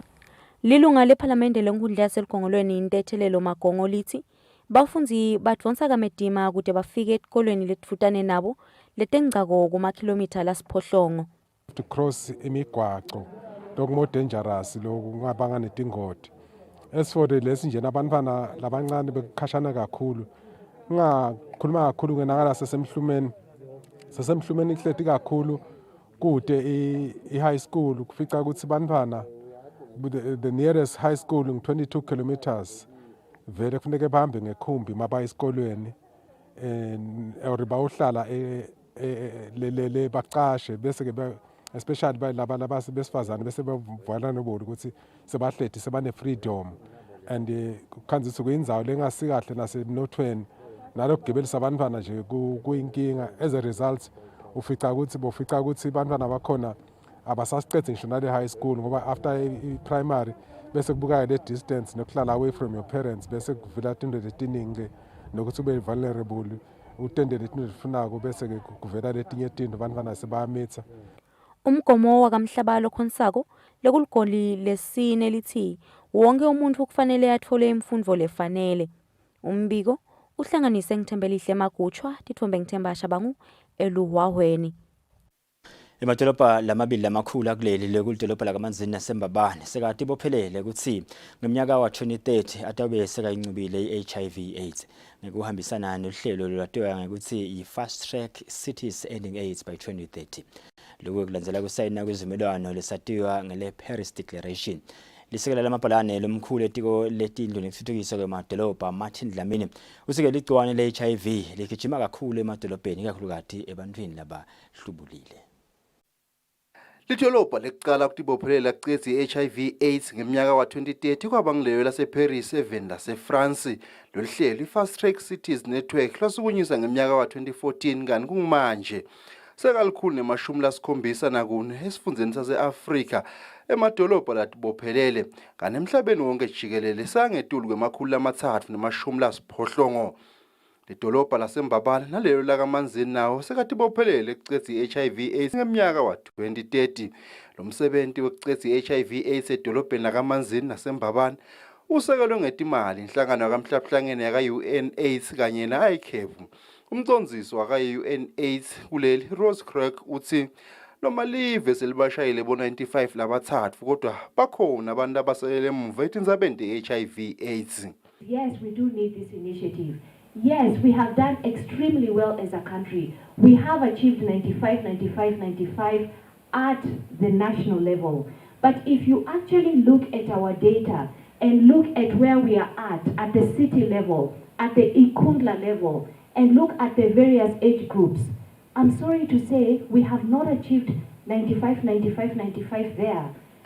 Umcondzisi waka-Nature Khanya Mabuza uthi kude live lincobe i-HIV/AIDS kumele livikele emantombazana ngekubanika tintfo letisidzingo etimpilweni tabo kude bangeke baganele tona. In Madagascar 5 years ago they were much better than Eswatini, but look what's happening. So HIV, we must be very, very careful about it. If you are not careful about HIV, by the twinkle of an eye, you are in the worst position that you will have difficulty to manage. If we do not close the tap, we cannot control HIV. By closing the tap is like if we do not control the new infections, there is just no way you can control the HIV. Litiko letimadolobha kanye nekutfutfukiswa kwawo belikatsi limelwe lisekela lamabhanelo omkhulu kuleli tiko uMartin Dlamini losi leli tiko liyasesekela sinqumo salamadolobha lamabili sekucedza i-HIV/AIDS. As Majesty's government, we do recognize that cities have become centers of demographic growth as a result of rural and urban migration. As a result, given the powers vested in them, municipalities have an important role to play in response to the many challenges posed by the HIV and AIDS epidemic. Umcondzisi wetemphilo kuleli Dr. Vusi Magagula uthi lokumcoka kakhulu ukuthi kucedwe kuthelelana lokusha nge-HIV/AIDS. Addressing the causes of risk, vulnerabilities, and the transmission of HIV and other related diseases, using the AIDS response for positive social transformation in the urban populations, building and accelerating an appropriate response in the urban settings that is reflecting local needs, mobilizing resources for integrated public health and sustainable development in the urban populations, and uniting leaders to address the common challenge of HIV, TB, and viral hepatitis. Bomeya balamadolobha lamabili okungiloyo wakaManzini Quintin Els kanye naloyo welidolobha laseMbabane Zefania Nkambule ngabo labasayene lohlelo lwekucedza i-HIV/AIDS kulamadolobha lamabili ngeminyaka 2030. Etindzabeni te-Eswatini TV kubika Fortune Dlangamandla ngiseMbabane. Losabambeke kuba ngumcondzisi wetenhlalakahle ehhovisini leliphini Ndvunankhulu Sindi Dube uthi-ke imivo labayitfolile tinhlangothini letahlukahlukene ngembiko lochaza ukuthi live leSwatini selihambe kanganani endzabeni yokwesekela kanye nekutfutfukisa sive lesikhubtekile. Itawusita-ke ukuthi lo mbiko unotse kude leSwatini litawukhona kwesekela ngetimali lapho kufanele khona. Tube yakhuluma-ke hotela lesibane ezulwini lapho lovisi leliphini Ndvunankhulu belephetsa umhlangano wekuqola lo mbiko lefaneleke uthunyelwe live kamhlaba. Live leSwatini lingilelinye lemave latawetfula umbiko walo enhlanganweni yakamhlaba lochaza ukuthi selihambe kangakanani endzabeni yekwesekela kanye nekutfutfukisa sive lesikhubatekile. Lihhovisi leliphini Ndvunankhulu lephethe umhlangano wemalanga lamabili ehhotela lesibane ezulwini netinhlangothi letahlukene lebe uwekucola lo mbiko. Sindi Dube lobambe kuba ngumphathi wetenhlalakahle ehhovisini leliphini Ndvunankhulu uchaza ngekuthi lo mhlangano uhambe kanjani. Nyalo sekucolwa le report icishe vele seyiphelile. Seyitawuvele ngicabanga ukuthi ihambe labadzala bayihambise ngendlela tayo letejwayelekile ukuthi iye cabinet bese iyahamba ke seyiya ka-UN. I-report lenjengalena kuwo onke ama-member states akamhlaba ibalulekile ngoba iyalisita live ngoba le report ifika ihlale eshelfini le ka-UN bo New York. Lofuna nje kusebenta nelive lakangwana sithi imkhakha walabakhubatekile utawuvele aye lapha eshelfini athi hawu na abone ukuthi wow nasi isithombe selive lakangwane sisebente saphumelela lapha nalapha yebo akhona ama-challenges lapha nalapha uyabe uyachoose ke partner ukuthi wow uyathi ngingasebenta kulo mkhakha lo. Lungile Mnisi lobuketa inhlelo kakhango uthi nabo bayinhlangano basetawubuka lo mbiko. Lana ke vele sitawukhona kuyenda i-shadow report ngoba loku sihleti kanye nahulumende la nabo bayapota labakupotako siyayibona le report iyaphuma ngale ndlela lephuma ngayo nathi ke sidawu sesiyathatha siya-reflecta kule report le ndlela lebabhale ngayo sesiyangeta la singangeta khona mhlawumbe la kungakachazeki khona ikakhulu kwi-civil society because our role is to play the watchdog siyakhuluma ke cishi la ukhanza ukuthi si-highlight ikakhulu lama-gaps la kutholakala ukuthi atholakele ngiko le report ke ekuthiwa i-shade report. Inhlangano lesambulela setinhlangano tebantfu labakhubatekile kuleli i-Federation of Organizations of the Disabled in Eswatini ivetile kwekuthi iyatfokota kwekuthi live liwendile lo mbiko njengobe utawutfutfukisa timpilo tabo. Tindzabeni Eswatini TV kubika Nelson Dlangamandla nginavuma inkosi Nzinisa ezulwini. Sive sasemaseyisini sikhalakele smartphones ngekubabete kwema-speed humps emgwaqeni wadinga ukuthi yithi abantu highway lodlula ke nasemaseyisini. Lesive sithi tingoti tivela njalo ekuseni uma emakhumbi ajake ukuthutha ke bantwana laba esikolweni nesive nje lesijake emsebentini. Tingoti temgwaqo lesetentekile emgwaqweni wasemaseyisini solo umnyaka ucalile tisiphohlongo. Sikhulumisene nesive sakulendzawo yasemaseyisini lesivete kukhathateka lesinaso ngesimo salomgwaqo. Ingozi iningi kakhulu lamaseyisini. Nje ngoba sihlonelwa ngabantu abethu. Nami nje uqobo nje ngithe ngiyewela ngimdala ngaka ngigogo uhola impesheni. Athi ngiyawela lapha imoto yacishe yangishayisa. Emahamsi ayathingeka lana. Wenza bayilethi kunemantwana la. Emakhumi yakhaba lemafemini ashaye ema-hotel khona lana kubhizi chamathi moto kumahamba athi yagijima lana kugcwala bana besikole ikakhulukazi nje ekuseni. Indvuna yenkhundla yasemaseyisini sisho sonke khumalo ithi indzaba yekufaka ema-speed humps emgwaqweni kadze inkhundla yetamataba tekuthi yafakwe kodwa yashayisa ngemuva kwekuthi itshelwe ukuthi semanyenti kakhulu lasafakiwe kulomgwaqo. Indaba ama-humps inzala sathi sifika sineminyaka lemibili la enkundleni kwafika ibandla la emaseyisini latocela ukuthi akube nama-humps la sacela ka-road safe nabaka-works bete bathi ubuka lo mgwaqo ukuthi vele ama-humps adingeka yini kwakhanza ukuthi vele lama-humps adingeka inkinga yaba sekuthitenini-ke lama-humps kusuka la emahamba kuya emanzini semanenge lama-humps angathi aphazamisa ama-tourism ekuseni la kunalaba amafem kama 1000 abantu bayemsebentini kunabantu abesikole labaya SOS abaya ngala emahamba esikoleni bojob bombukwana primary and secondary kugcwele la nabaya enkundleni lamakhumbi achama sashesha anganikani lesikhathi sokulukuzana kushutshwana ngalesi abantu bashutshwana.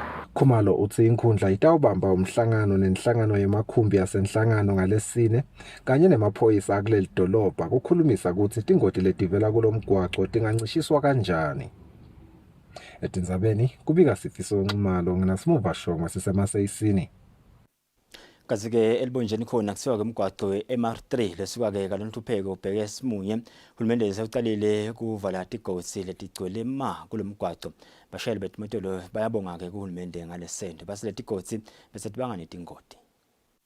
Bashayeli betimotolo sebathumisa umsebenzi lomuhle lososukunyiswe nguhulumende ngekulungisa umgwaqo MR3 losuka kalontupheko ubheke esimunye lebekade ugcwele tigotsi. Lesive sithi timotolo taso tiphele nya kulomgwaqo ngenxa yaletigotsi.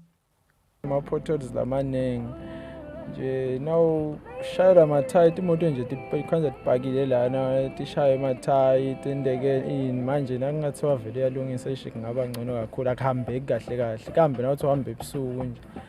Mina ngimuntu lo kanzi uyakubo maputu chupati kanzi obuya nsambama ebusuku eish umgwaqo kanzi stagnate inkinga but ngoba uhamba kude kufuna uhambe kude lenye indlela otohamba khona. Bona naye iyachubeka kuyalungisa cha siyabonga sesitahamba kancane kakhulu nje ngoba besifelo mathayi kufane ama first aid oshana ngemache kwetimoto cishe ngathi kuba ngconywana noba sibalungisa. Maye siyajabula Nkosi yami tilimele timoto tilimele kakhulu ngoba nje ama-potholes bokhanza ungene ekhathi impela angikhulumi naselinile nalinile angithakabonakali uvele nje ushobela la khathi. Tilimele vele timoto kakhulu, siyabonga kakhulu uhulumende ukuthi asisukumele. Kona besihamba kabuhlungu kakhulu shem. Ama-potholes bese kamaningi kakhulu. Mangabe esho ukuthi basakhela mbamba cha siyajabula shem. Njenjalo imoto tefe emathayi, mina ngathi emathayi amafe makangaphi la mgwaqweni. Thayi kuyalapha esimoni. Gcina ubulale kwayo nale rim ngoba lento nayikuvelele ebusuku kude lokuqala ukusidawo. Usigongonyo vele kakhulu. Kwaqo omkhulu sijabula kakhulu manje. Njinelelo omkhulu etiko letemgwaco Vincent Dlamini uthi lo mgwaco utawulungiswa ute uyofika eSimunye. Uthi litiko lisukumele etulu indzaba yekulungiswa kwemigwaco legcwele tigotsi. Dlamini ke uthi lo msebenzi ubhekeke ukuthi ube ufike emaphethelweni ngemuva kwetinyanga letintsatfu. Umbiko uhlanganiswe ngithembelihle Magutshwa, Tithombe Ngithemba Shabanguye Simunye. Asike enhle nakahoho espeak kuthiwa masipala wasespeak sewuphotheleke abantwana benkulisa labengamashumi 30 labantwana ngula abafundziswa nguye masipala abanake nangekudla nanto tonke nje tindlela bathi tsingako basafundisa lo msebenzi kobanjeleho eGobolondle holeni. Njengawe emadladla etindlunkulu masipala wasespeak unemadladla lanakekela abantwana labadzingile edolobheni. Ngekusho kwelisekela la meya wasespeak Sibongile Magagula uthi bangumasipala babona kukuhle kwekuthi babambise uhulumende ngakuthi imfundo nenhlalakahle yebantwana labeswele edolobheni njengoba bangumlibalwa embili. Singumasipala ku system yahulumende kunaloko ukuthi kunemadlala. So lemakhaya aye asikwe emiphakathi bathi edolobheni. Ngoba lesibukele uhulumende ngiko la sibese sihlangana khona nalamadlala. Laba bantwana labanakekelwa kumasipala bafundiswa kumasipala aphinze abafike ongela malanga. Kusho ukuthi le khona lapha bekudiphothe icathulo esikole sithi njengoba bahamba baya ka grade 1 bathi bachamuke bagcoke uniform ikakhulukazi ngoba incumbi yalabantwana besinabo lalendlela abantwana labesikole. Icathulo lesikole sebobhaki besikole toys bomdoli netimoto. Lobambele lobuke temfundo yetinkhulisa eli Childhood Care Development Education Dudu Hlophe ubonge masipala wasespeak ngekubambisa live ngekwenta ukuthi imfundo lephansi itfole nguwo wonke umntwana noma ngabe usedolobheni likakholelwa ukuthi loluhlobo lubalulekile futhi lusisekelo. Kulabantwana bethu lesinabo la kulama social centers masipala usidlalela indzima lenkulu yekubambisa live ukuthi umntwana noma ngabe ukuphi akhona ukuthi athole na imfundo lephansi lengaphansi nakasengangena esikolweni leyenta ukuthi kube nesisekelo lesicinile emntwaneni. Namhlanje la besitobuka labantu baphotfula sibonile emakhono labanawo sibonile nokuthi banakekelwe ngilabotishela ukuthi ngamunye walabantwana basitakale lekhono lakhe lekanalo lo mntwana licini. Claudia Masinga lobongele batali ubonge masipala ngekubafundzisela abanakele bantwana mahala. Tinkampani letiya etidlalele enkulu inzima kusakhuliswa labantwana tifaka ekhatsi Senko, KFC, Shoprite, Boxer kubala kuletinye. Etindzabeni teSwatini TV ngibongo Simagagule Gobolondle Speak.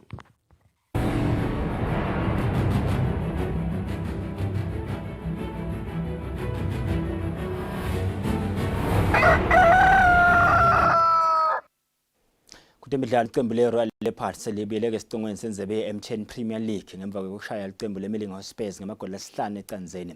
Umdlalo ke udlalelwe enkundleni yakalanga eStegi Idolo.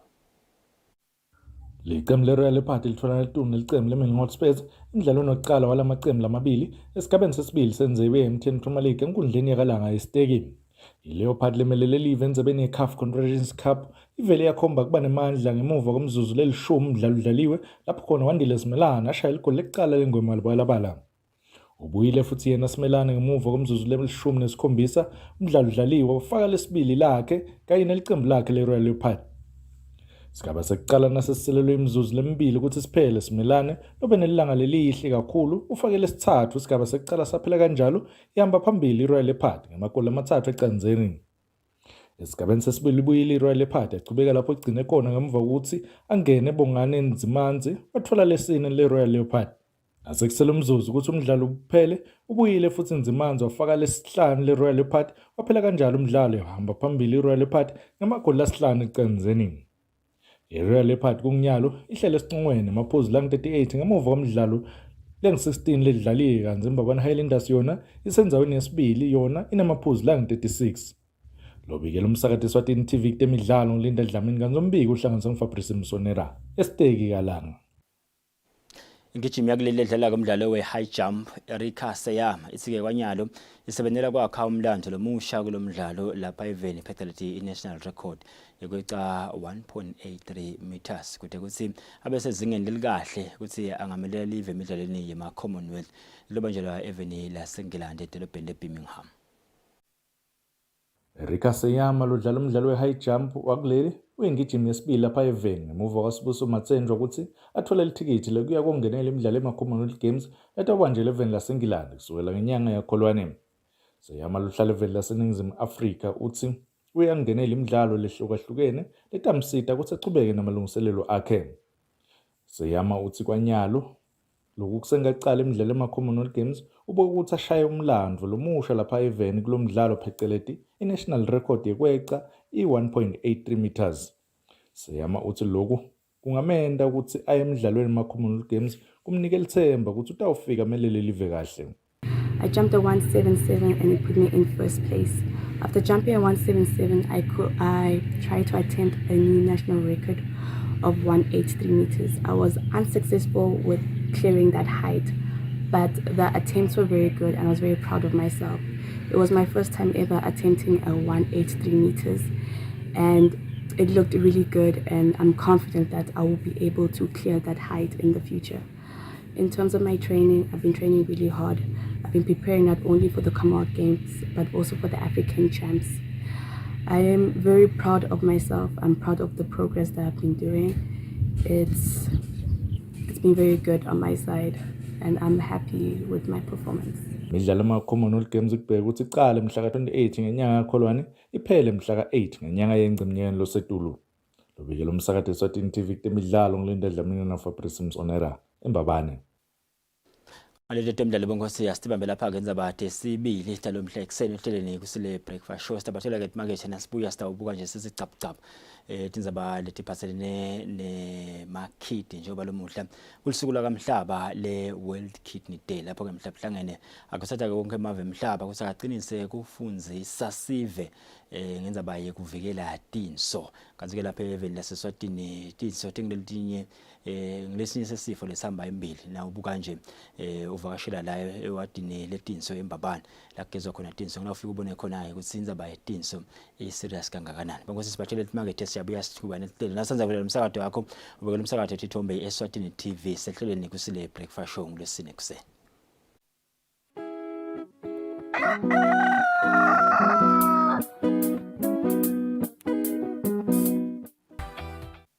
In a world of commerce and ever-evolving industries, we venture into the minds of those that run these big companies.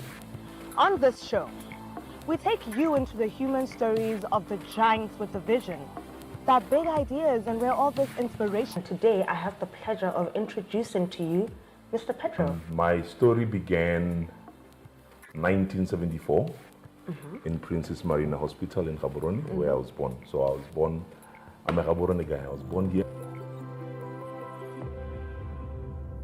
I ended up, I did my part 1 here, and then I ended up transferring to Scotland, where I studied my architecture. Oh, nice. From here to there.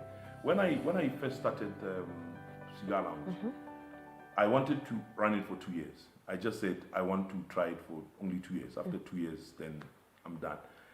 I don't know what happened. The next thing, it was 5 years, and I was still in it, and I guess I was enjoying it. Yeah.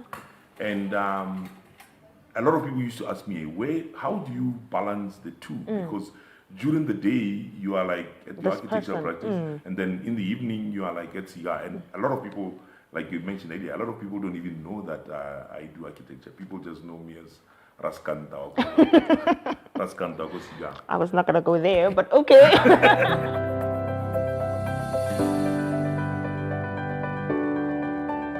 And what was that experience like for you? I mean, I didn't like boarding school. Really? I found it really hard. I went to boarding school because my dad was the headmaster of the school I went to, and there was only space for one head in the school, and it couldn't be me. It needed to be my dad. Right, I'm sure. So I went to boarding school. It was in the 80s. It was a difficult time in South Africa. It was a difficult time with segregation. It was in Pretoria. It was conservative. I don't like fitting in. I don't like rules. I don't like rules that don't make sense.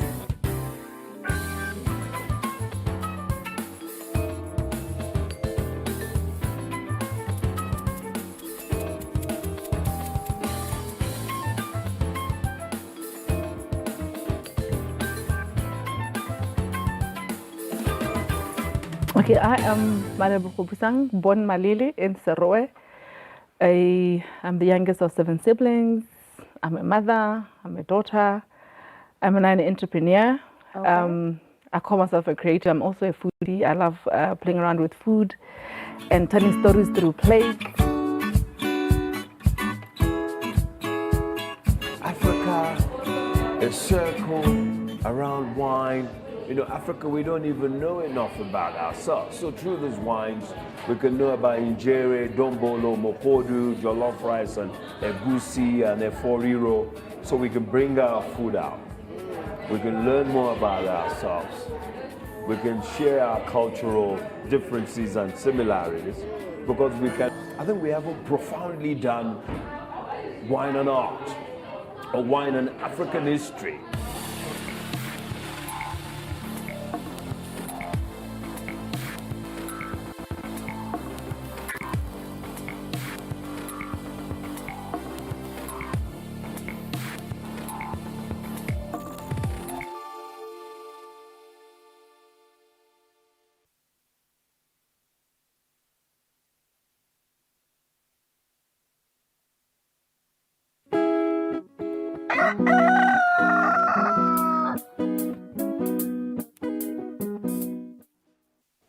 Ngosingo 17 minutes before 8 saqhubeka ke nalo hlelo namhla ekseni mhlawumbe ke lo muhla ukuthatha ke onke emave emhlaba ekuthenini akacinise kufundzisa sive ngekuvikela tinso.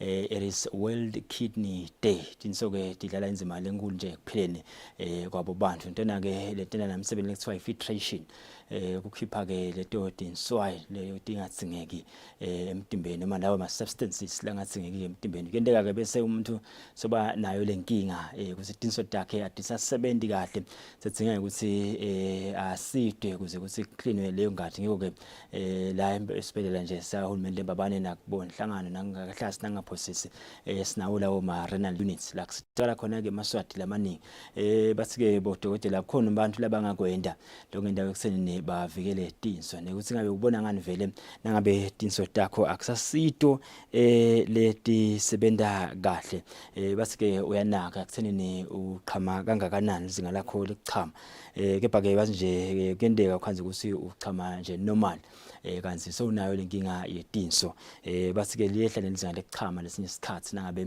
kubonakala ukuthi sonayo lenkinga yetinso bathi ke nema fluids akasakhona ukuphuma kahle emtimbeni wakho lokubanga ukuthi inyawo takho bese sethi iyavuvuka nema English akhona nawo bese abanenkinga ube umuntu lodzino wakho udzinelwe futhi ube umuntu ongasakhonike nekuphefumula kahle nje shortness of breath nalokunye kepha ke lokukhulu kakhulu ukuthi abantu bayavakashela emtholampilo kondiwe lawo ma lab test bahambe bavakashele bodokotela abahlole ukuthi ngabe tinso tabo ti se kahle yini kanti ke kuyabonakala ekuthenini sifo lesi lokwenza ukuthi nangabe unenkinga yashukela unenkinga ye diabetes bayagcizelela abodokotela ukuthi ufuneka ube ngumuntu lo thandza konke kuvela emtholampilo utokwathi ukuthi utihlole kuthiwa ke approximately 1 out of 3 uma adults lana shukela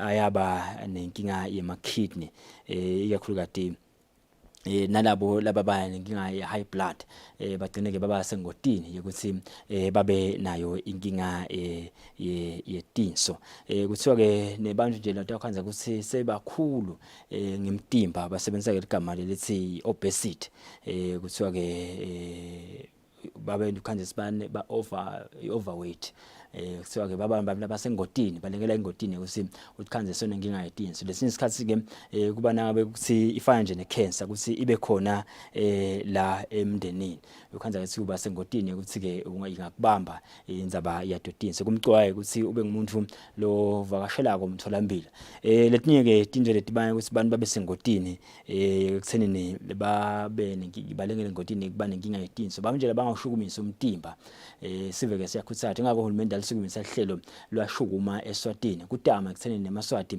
akawushukumise umtimba ukuthi awuvikeleka tifo letiningi labangawushukumisa umtimba yakhanza ukuthi indzaba ma blood sugar levels abasetulu kakhulu bese baba sengotini ukuthi babanje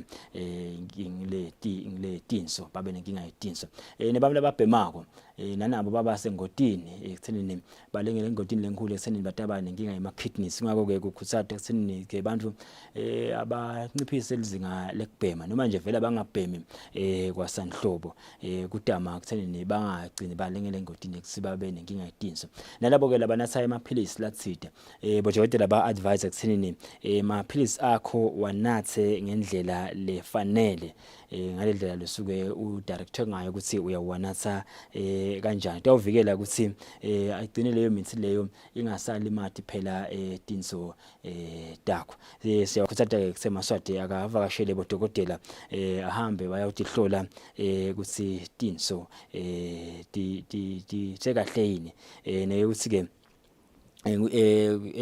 nana kuthiwa i-cholesterol le ukusathayo ukuthi kufanele nanako kuhlale kusesigabeni lesikahle basike asihlale sishukumisa umtimba sidle kahle sidle ama fruits sidle nema vegetables umuntu angadli ukhanze umuntu sodla inzaba kudle libhalishe njalo azidle nje kahle maswati lamathe sitaba stawuthi phephisa kungase eti kuyenza bayitinso nje kuphela nakuletinye nje tifo leto khanza sibanga ekuthenini asibo bantu labadla kahle bakhusata ke nabo dokotela sesiwanathe nemanti si avoid nekunatha nama fizzy drinks lesiwanathako nase siva umtimba wangaze usuyakhathala nami nje ngilomunye walabo abantu ngase umtimba usuyakhathala bese sengigijima kulawo ma fizzy drinks bakhusata ke sitha asinatheni emanti maswati lamahle kusesenini sitaba semathubeni lamahle kusesenini siphephise tifeni letiningi kakhulukathi kulenza bayitifo ikakhulukathi kulenza ba yema kidneys nawufuna ke lenza basidingiteka ko le uyibona ukuthi serious kanganani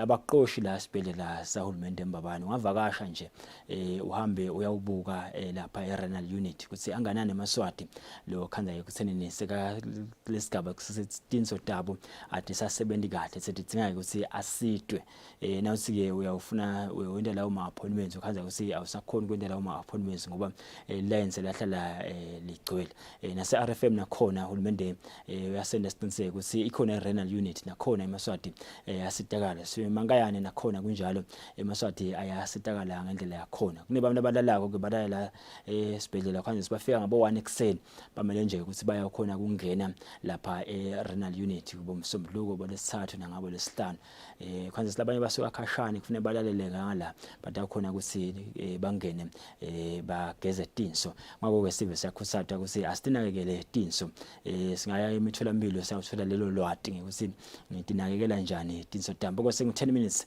before 8 kanti ke lapha eUkraine nje lesithanza ukuthola tinini lomuhla kubheka ukuthi kudibane tinduna tengaphandle deliver le Ukraine ne live le Russia kuyawutama ukuthi bakhulumisane kuthiwa ke batadibana edolobheni lase Turkey kulelinye lemadolobha la khona eTurkey ekutama kuthenini bathola isisombululo kulokulwa lokuqhubekako eveni lase Ukraine kuthiwa ke bavumelene lo muhla kuthenini kutaba na 12 hours we ceasefire ekuthenini kube bede nje idolobha lihlaselekako kuze kusi bantu bakhone kuphuma emadolobheni lamanye babalekele kulamanye amavi bangena ePoland bayangena kubomelika bangena kubongelandi nemavenjela tudane nase Ukraine kuthiwa ke kuna 12 hours lo muhla lohleliwe ekuthenini angeke dikhale tibham kuthiwa ke yasukela izoqala ngesimbi yelishumi ekuseni ngesikhathi saseRussia eMoscow.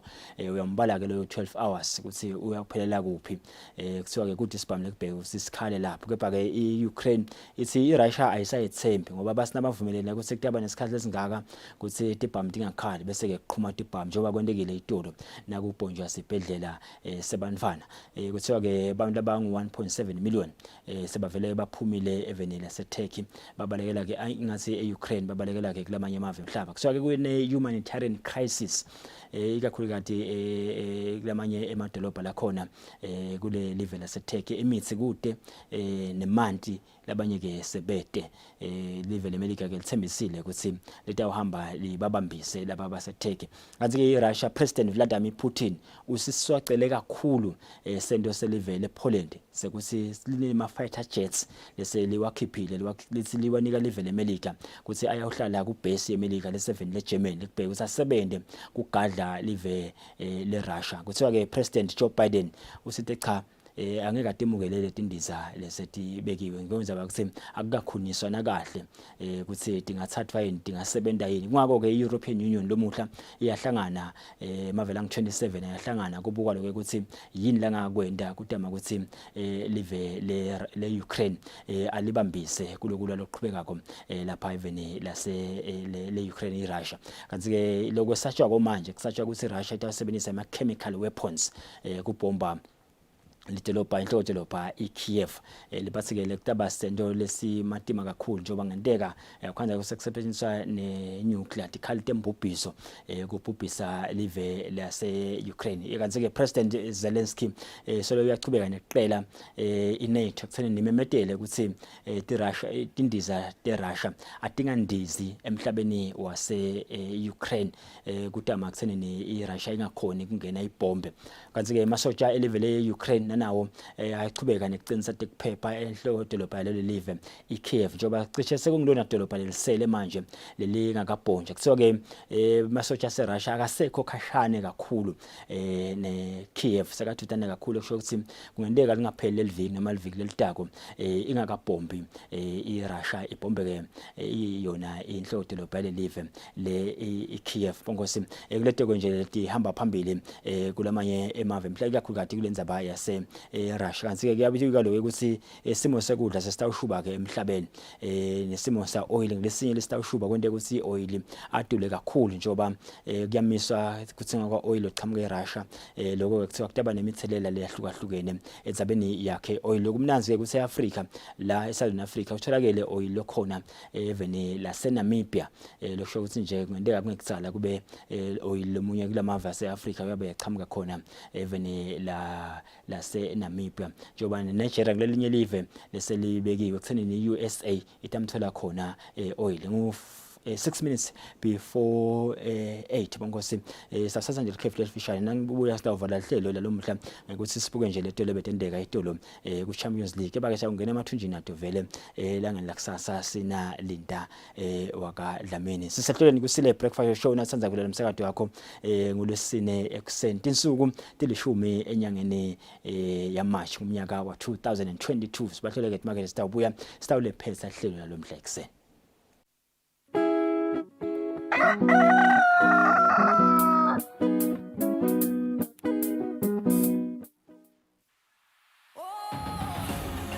Travel, play and inspire. The all-new season of Buhle Bethu is back on your screens with your girl, Nombumelelo Dlamini. Of course, we have a new face in our team, the ever so cheerful Neliswa.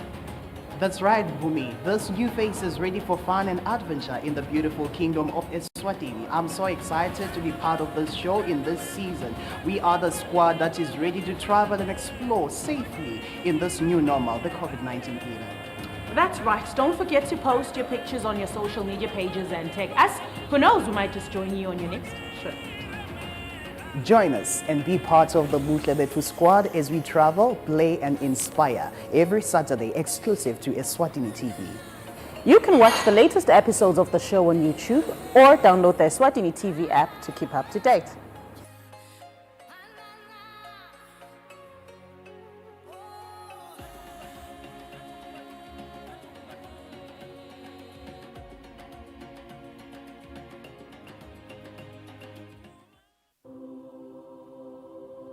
When you choose your adventures, you do so with an open heart and a desire for the unexpected.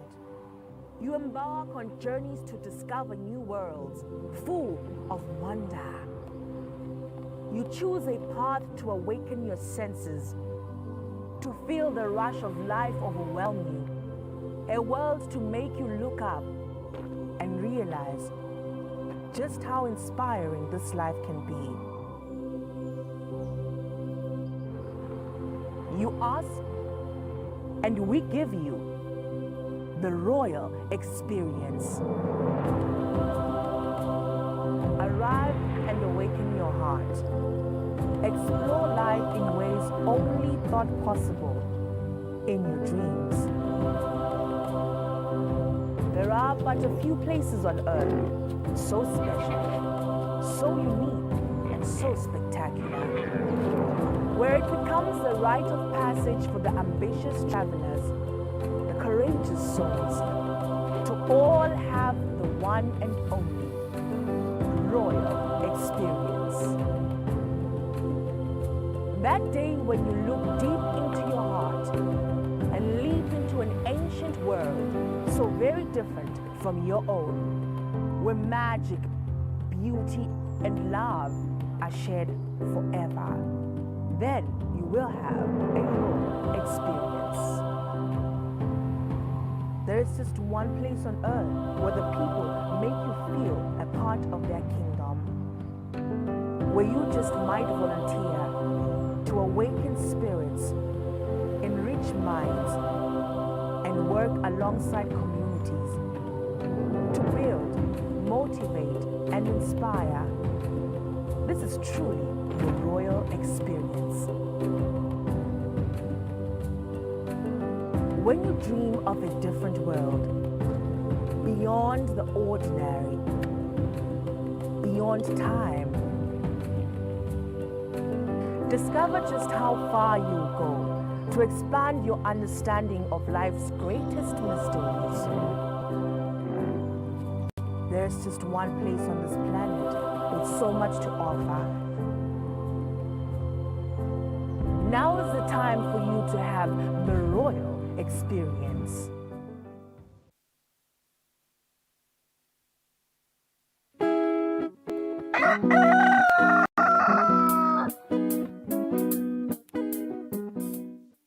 Welcome back. It's a minute before 8. Salephetha bongo sihlelo lemhla ekseni sitekene indzaba abomake la besina Claudia Wahome thomake ku Eswatini Women Unlimited bese sicatsatela nje indzaba yekunakekela kwetinso kanti ke njoba liqembu le Real Madrid lingenile kuma quarter finals endzebe ye Champions League. It is the most successful club in the history of the tournament by winning 18 times including its first 5 seasons. By winning kathathu ngekulandzelana kusuka ngomnyaka wa 2016 kuye kube ngomnyaka wa 2018. Lenye iqembu le kuma quarter finals liqembu le Manchester City, liqembu le Liverpool, liqembu le Bayern Munich. Yaqhubeka ke leminye imidlalo evikini lelitako. Bongosi imini yena ibe ngilenhle nale phephile. Umntala avumile sitabonana ehlelweni langeni la kusasa ngolwesihlanu kwalomuhla nisale kahle bongosi.